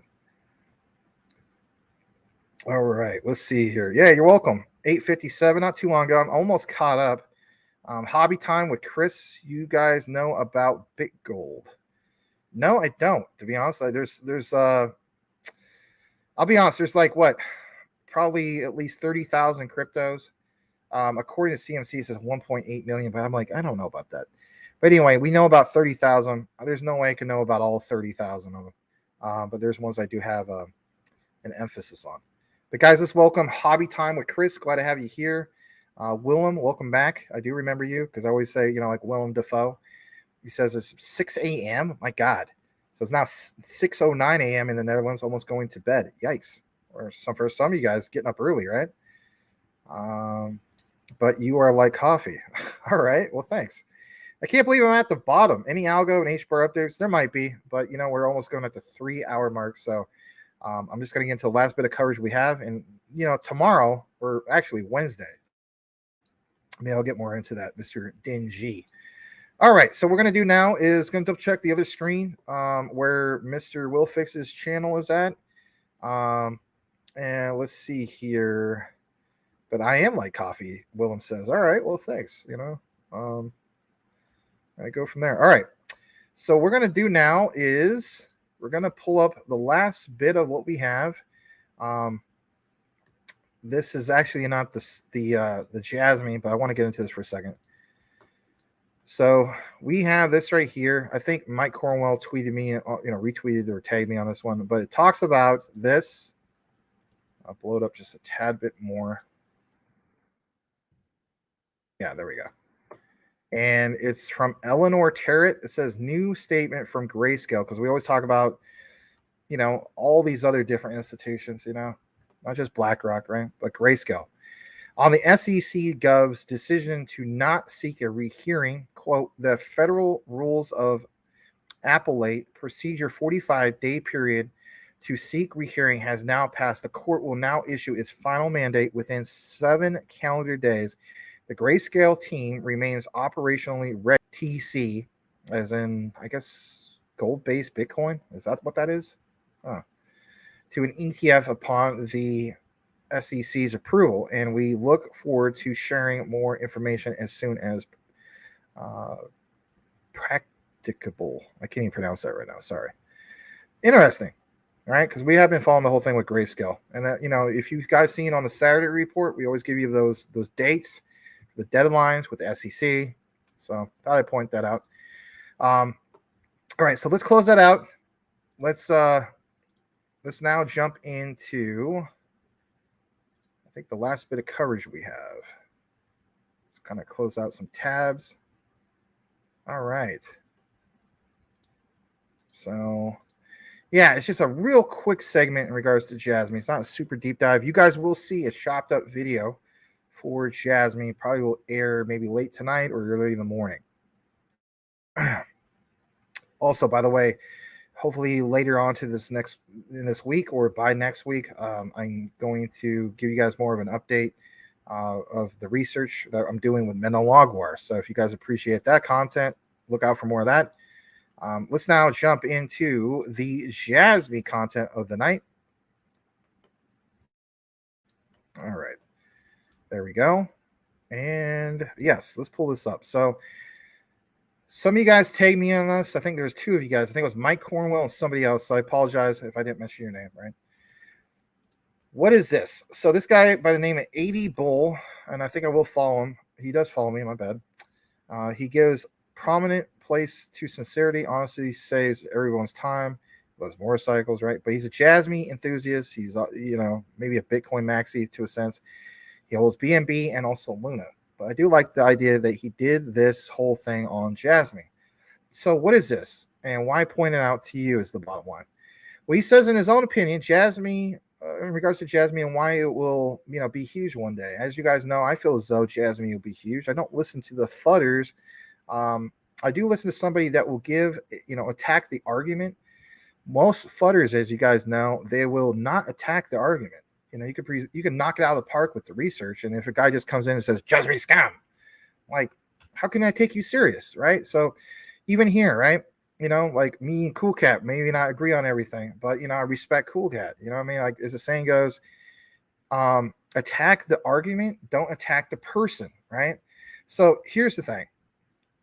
Jasmy, why it'll be huge one day. Well, I've given more than enough reasons for that. The last deep dive was obviously about, I think, DC microgrids and some of this other stuff, that came out recently. But he says, you see these days how everything around us is, quote, smart. And when it comes to Jasmy, let's be honest.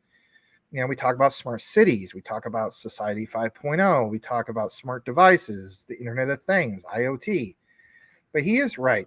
Smartphones, smart speakers, smart cars, smart thermostats, smart doorbells. I upgraded my air conditioner, right? I had to, right? I live in Phoenix. Like, are you kidding? Like, if I don't upgrade my air conditioner, I'm going to die.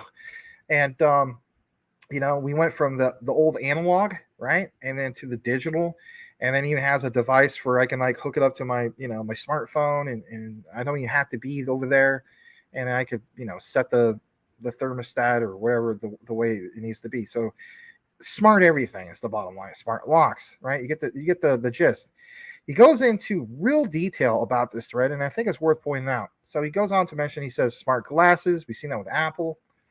All these devices are collecting data on you through cameras and microphones. They do. And we have talked about numerous times the whole key concept of what stands out for the centralized entities of the world. Your Googles, your Amazons, your Facebooks, now known as Meta, your Apples, right? Those are all centralized data marketplaces, if you will, right? I never forget, like, hearing one of my friends say, hey, man, jump over from MySpace to Facebook. This was back in the mid-2000s. Why do I want to do that? Well, everybody's doing it. Facebook is so much better than MySpace. You should do it.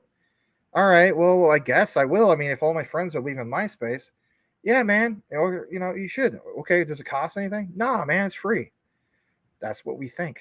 But is it really free? No, it's not. There's always a price to be paid. Kind of like, people say, how about you sign up for this particular government program? Well, why should I do that? Oh, it's free.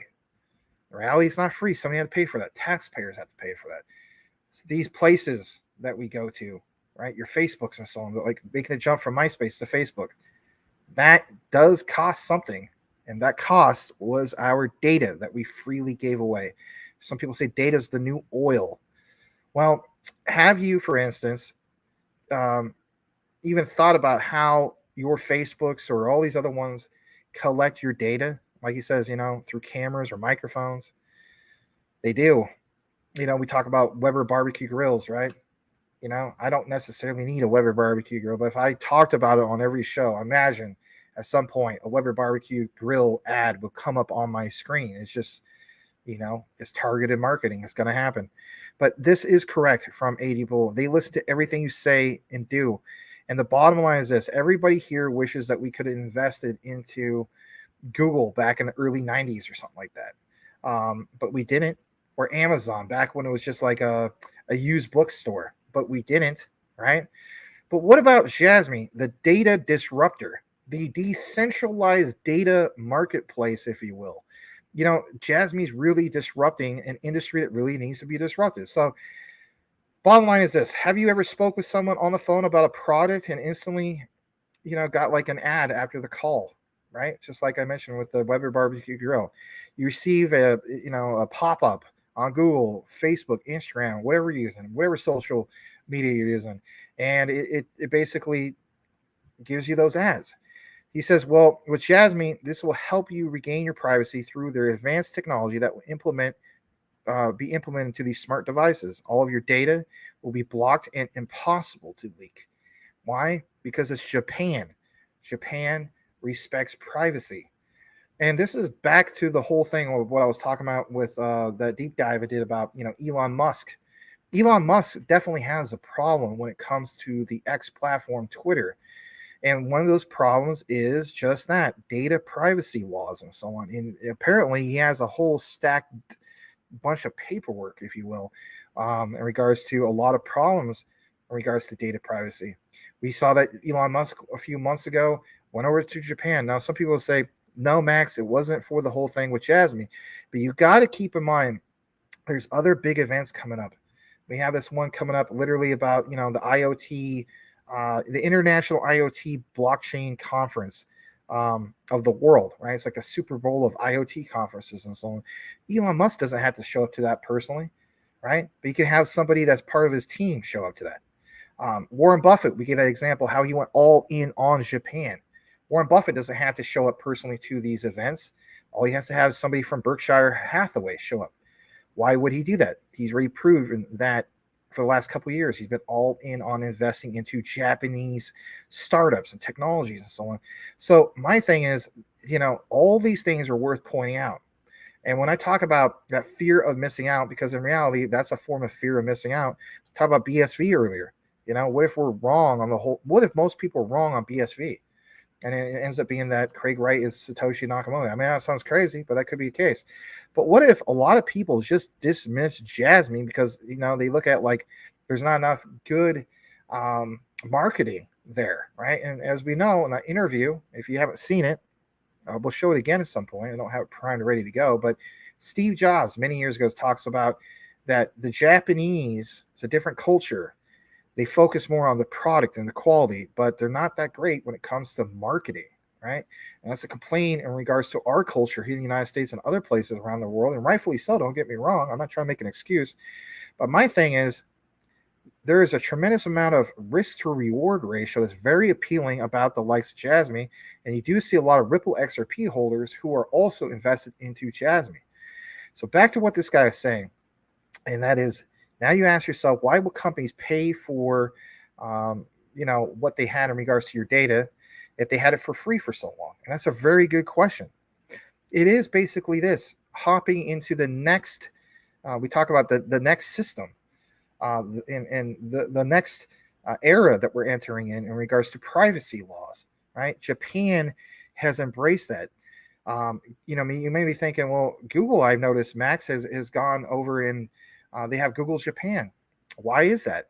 Well, they recognize that Japan's their second largest market. So technically speaking, if you have your second largest market in Japan, don't you have to basically answer that problem of data privacy? So now you see one of GAFA, which stands for Google, Amazon, Facebook, Apple, embrace this concept. What about when you have the others embrace the concept? Because as we know, we have seen this whole thing in crypto of, if you can't beat them, join them. All right. Remember years ago, they would say, none of this stuff is going to take off. And look where we're at now. You do see this new monetary system, this new shift. But what about data? That shift in regards to data? Do you understand where we're going with this? So AD Bull talks about how that, the centralized entities basically will pay this in regards to the bigger picture, because it is impossible for them to collect it if you use a smart product that has, for instance, JASMY's technology built into it. And that is game changer stuff. Some people say, never be JASMY. How could it never be JASMY when you think about it? To me, it has to be JASMY. They're the first to become regulatory compliant in Japan. They also have that, key player, Genki Oda. Maybe people get tired of me mentioning that, but Genki Oda is a decision maker. He's part of the JVCEA. You got to look at the JVCEA and the FSA as literally being Japan's, version of the SEC. But again, the SEC here doesn't get it, but over there, the FSA does, the JVCEA does. So there's that, right? It's not what you know, it's who you know. But it states here that these centralized entities will pay because people are waking up and start to see how these big corporations are using our data for free. People are fed up giving up their data. Japan is really fed up with giving up their data. And I'm also looking at it from the perspective of Japan has embraced crypto. Japan is already there with the regulatory framework. They're already there with regulations. They're already there, period. So when we talk about what one will get you to the promised land first, are we too far off that it could very well be JASMY? Because it's just simply an area of the world where the Japanese people, who, by the way, rank, what is it, guys? Third in the world. This little island country, like Will Fix was talking about, he's like, I can't believe it. He's like, this little island country ranks third in the world in gross domestic product. Yeah, GDP. Yes, they have a declining birth rate and all that. Right. It's a problem. But there's nothing to dismiss in regards to GDP power rankings, number 3 in the world. So the way I'm looking at it is everything like the stars are aligning. You have a case where, these guys are embracing, or Japan is embracing data privacy. And then you have finally one of GAFA, as in Google, that has decided, you know what? Our second largest market share, this country, Japan, has strict data privacy laws. We have to switch our narrative, switch our policy to go towards this. Who will be next on that list? Are we not paying attention to JASMY? Privacy for free and being targeted by advertising companies is not, only, I guess you could say, bad, but you got to keep in mind, like, what about monetizing your data? So Eddie Bull says he sees in the future where people will regain sovereignty. Look around you, right? Sovereignty, for instance, is like a form of freedom, but not just freely giving away your data. People are waking up. They can see how AI, for instance, is getting smarter day by day. Do we not see JASMY creating a layer 2 AI blockchain? It will be impossible for us to have privacy if we don't. And then he goes on to talk about, top of this, he says, a privacy act in the coming years. Right here in the United States, we already have that in regards to over in Japan, especially with what they have in DFFT, data free flow with trust. All this will be possible only through JASMY, and people who don't understand it haven't taken their proper research. All these guys are saying JASMY scam. I mean, it's just silly at this point. JASMY's working on this technology, of course, since April 2016. We know that JASMY went live a couple of years ago in regards to you being a retail investor and so on. But we all know that the Japanese people are meticulous in building their products, and that is what should stand out for you. The quality of the product. Understand what JASMY's tied into. They're not just one utility layer, and that's it. They have multiple utility layers when it comes to the Internet of Things. But what also excites me is that that's a huge industry, the Internet of Things. But now we also see JASMY entering into the finance democracy layer. And this is, again, if you're a person that's been watching our show all day long, or not all day long, it sounds bad, in regards to the talk about Ripple's XRP, it's crazy, this notion that JASMY could be part of the mix in the future when it comes to cross-border payments. But when you look more into it, yeah, they decided to expand into that realm. So it's just like, wow, finance democracy, data democracy. How about this part real quick? JASMY's working on this technology since April 2016, right? They have products out for sale like Avita laptops. They do.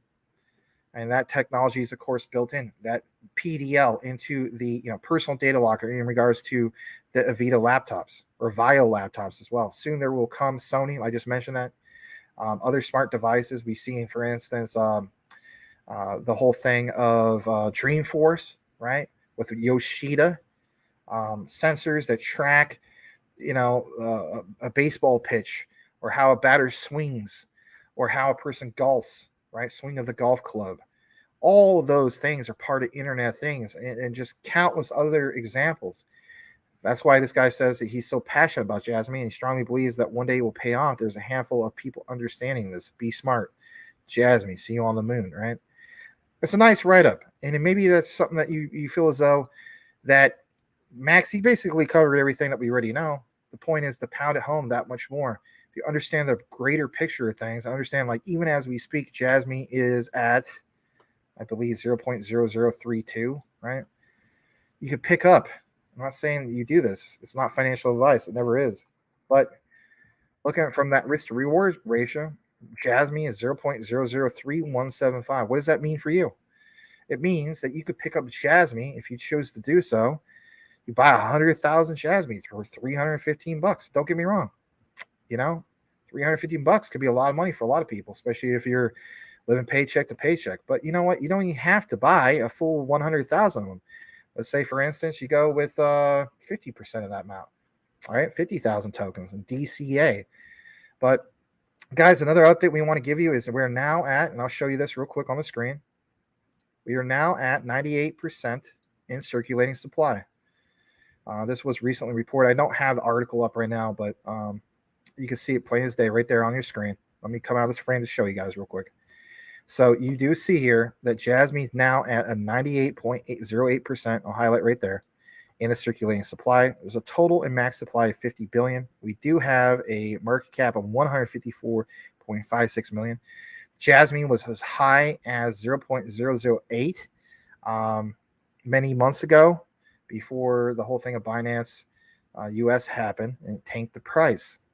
I think with the momentum, especially with this new shift of where we're at, we get to not only smashing the whole thing of 0.008, but the path to a penny. And you better believe that when it comes to JASMY, these are significant milestones. Of course, you'll see some people that, kind of like back to what Zach Rector was talking about. I know this is a JASMY segment. This is a good example. You'll see people will take their profits maybe at a penny, and or maybe they're just done with JASMY. They broke even, and it's kind of like a shakeout. But you will see also cases where we will get more of that utility in motion. And how is that? There's a lot of Internet of Things devices, and JASMY is connected to quite a few things in that industry. What excites me the most, though, is not so much of these smaller devices. What excites me the most is when we're going to see Japanese yen denominated stablecoins paired up with JASMY. And we do see a lot of research that we've done with you guys that supports that thesis, like it's an actual real thing, especially if you understand the DD coin, data democracy coin.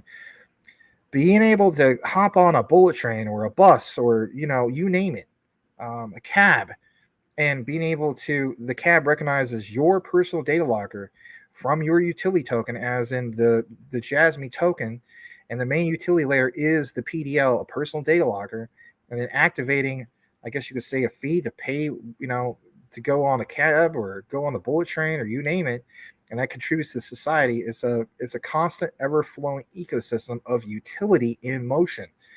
With mass adoption, we will get to these particular points. Don't get flooded out of your JASMY just because you see some content creators talking about they don't believe it about anymore. And that's no knock on them, no disrespect. But for me, I'm not about these day trading when it comes to JASMY and some of these other assets. For me, it's about generational wealth. Yeah, was it nice to take 10K and come out with 120, 110 profit? Yeah, of course it's nice. But that's not generational wealth for me. I'm looking at JASMY as one of the key ones that are part of my top 5 for generational wealth. And basically speaking, it's always been a tie of QNT, XRP, your Stellar XLM, XTC, JASMY, and HBAR. And I will continue to say that over and over. JASMY takes the cake when it comes to data democratization, but especially all its connections to IoT. Guys, another example is the whole thing with the Sony thing with this joint venture with Honda. If you want examples of IoT in motion, Tesla is your answer. Look at those sensors at the front of the car, for crying out loud, or around the car. Sony teamed up with Honda, the Sony connection with JASMY. Proof in the pudding. How about the Sony, how about the JASMY connection to WITS? WITS being, for instance, tied into the Internet of Things through JASMY, but a subsidiary with, for instance, Toyota. So we even have that. Whether we're talking about Ripple's XRP, earlier, of like tying all these things of the institutions together, like there's no way it's going to sit at 52 cents or 47 to 52 cents. I'm also looking at it from perspective when it comes to JASMY. There's no way it's sitting at the prices that it's sitting at. We're still in a bear market. I feel as though we're getting towards the end of this accumulation phase, but you're still in that phase. Just know what you have. Know why you hold it. Don't let people talk you out of that future generational wealth. If you got to do something crazy happens, you got to do what you got to do. Whatever is best for you and your family, I understand. It's never financial advice. And with that said, that's going to conclude our show. I'm going to read the last bit of comments just in case there was something I missed. I do want to thank you guys for tuning in. There's been some extended coverage tonight in regards to our coverage for all this stuff, right? Crazy stuff. Talking about utility. But we're always going to talk about utility here at Maximus Crypto / Will Fix community, right? And it's been awesome. You guys have been really incredible. All right, let's read the last bit of comments. It is from who? Who's the next one on the list? Let's see. Maybe I didn't highlight the last one, so I do apologize. Let's see where we're at. All right.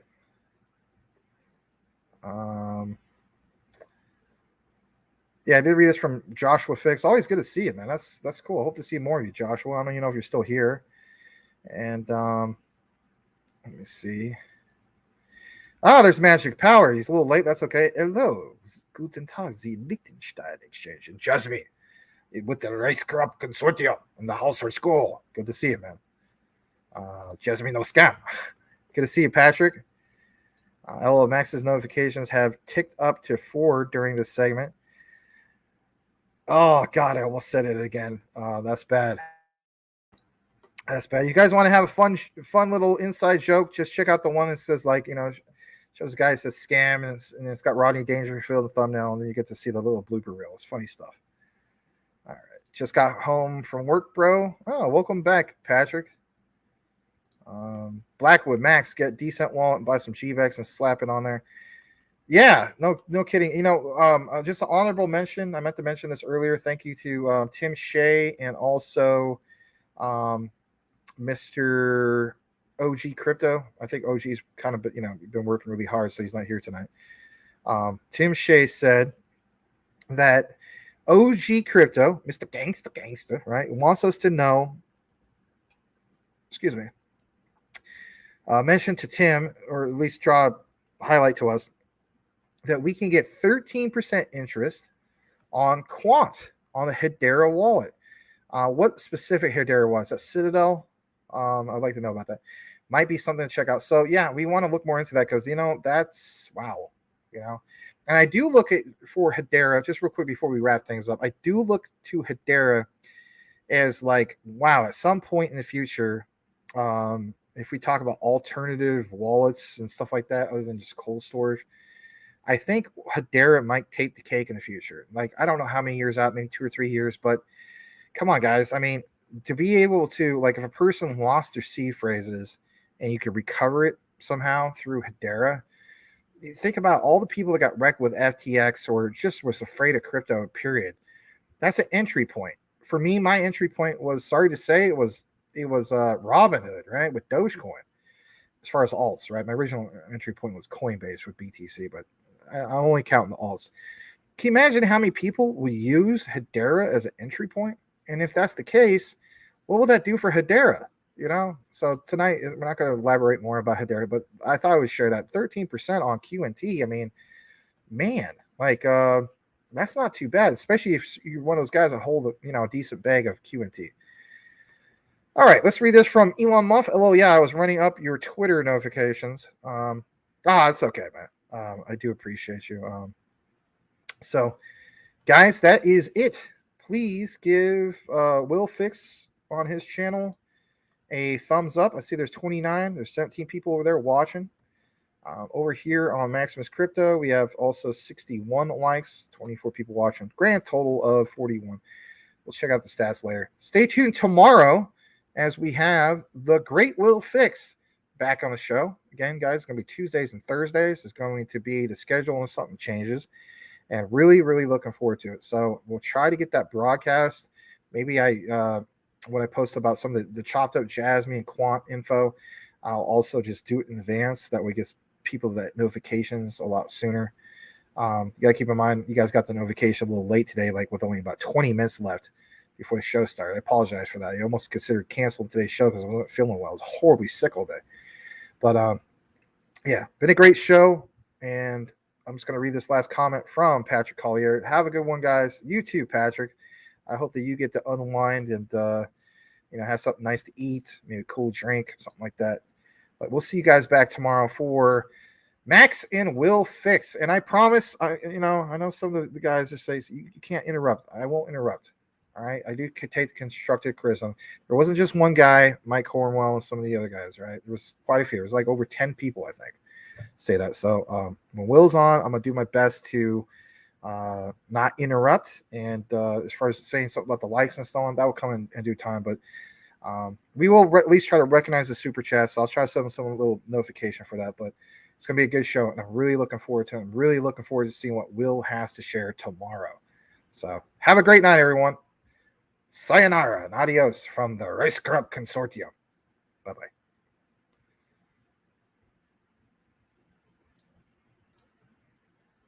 Jack, my bad. Good night. Just wanted to say shalom. My bad. Joshua Fisk. Can't wait to listen to it. Yeah, absolutely. Support your dad. All right. For real. I'll see you guys. And especially good to see you, Joshua. All right. Bye-bye.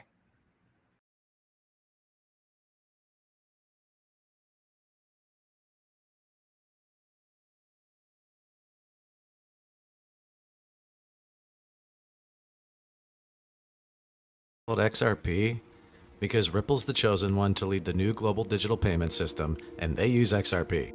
In 2013, the Federal Reserve began looking for faster payments options. 2 years later, an action plan was born and a federal payments task force was created. It included one company focused on crypto, Ripple. In 2014, the World Bank and Better Than Cash Alliance, which includes the Bill and Melinda Gates Foundation, Clinton Global Initiative, and the governments of 32 countries, put out a report called The Opportunities of Digitizing Payments. 1 year later, the Better Than Cash Alliance featured one crypto company on their website, Ripple. Today, Better Than Cash Alliance and all other UN initiatives are focused on a single agenda, the Sustainable Development Goals for 2030. You can see the SDGs logo on Bill Gates' lapel, world-leading companies, the Better Than Cash Alliance website, and on the UN's official exchange, Exchange. What crypto is Exchange officially utilizing for their carbon credit solution? XRP. The world will move to a new international standard for exchanging electronic messages between financial institutions by 2025 called ISO 20022.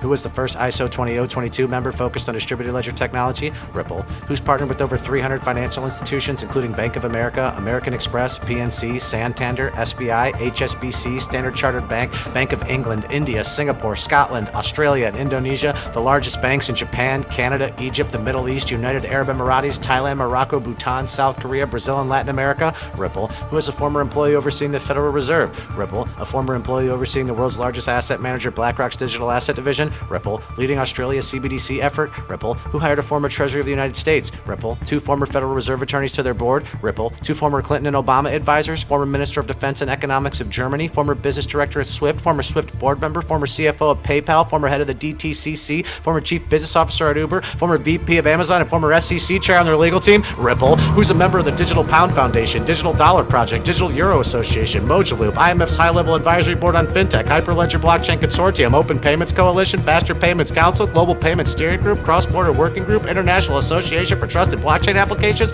Crypto Climate Accord, University Blockchain Initiative, World Wide Web Consortium, and a featured partner of the World Economic Forum with 3 members of their team directly listed on the WF website? Ripple.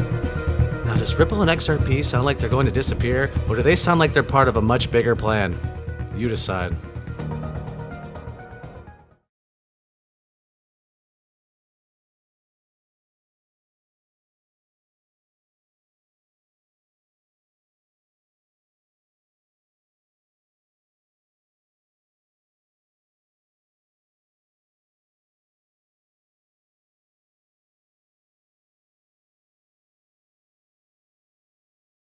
Blockchain is spurring a revolution in the way we create, record, and trade value.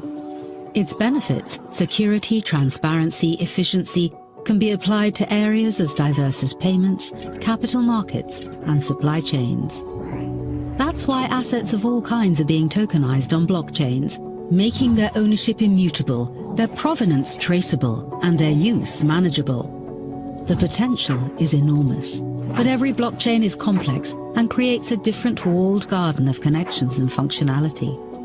Today, the decentralized world of blockchain is made up of closed environments, limiting liquidity and leading to increased risk and lost opportunity.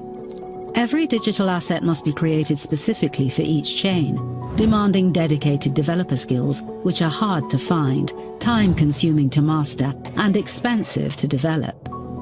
Overledger Platform from Quant establishes a new benchmark for blockchain interoperability and ease of use.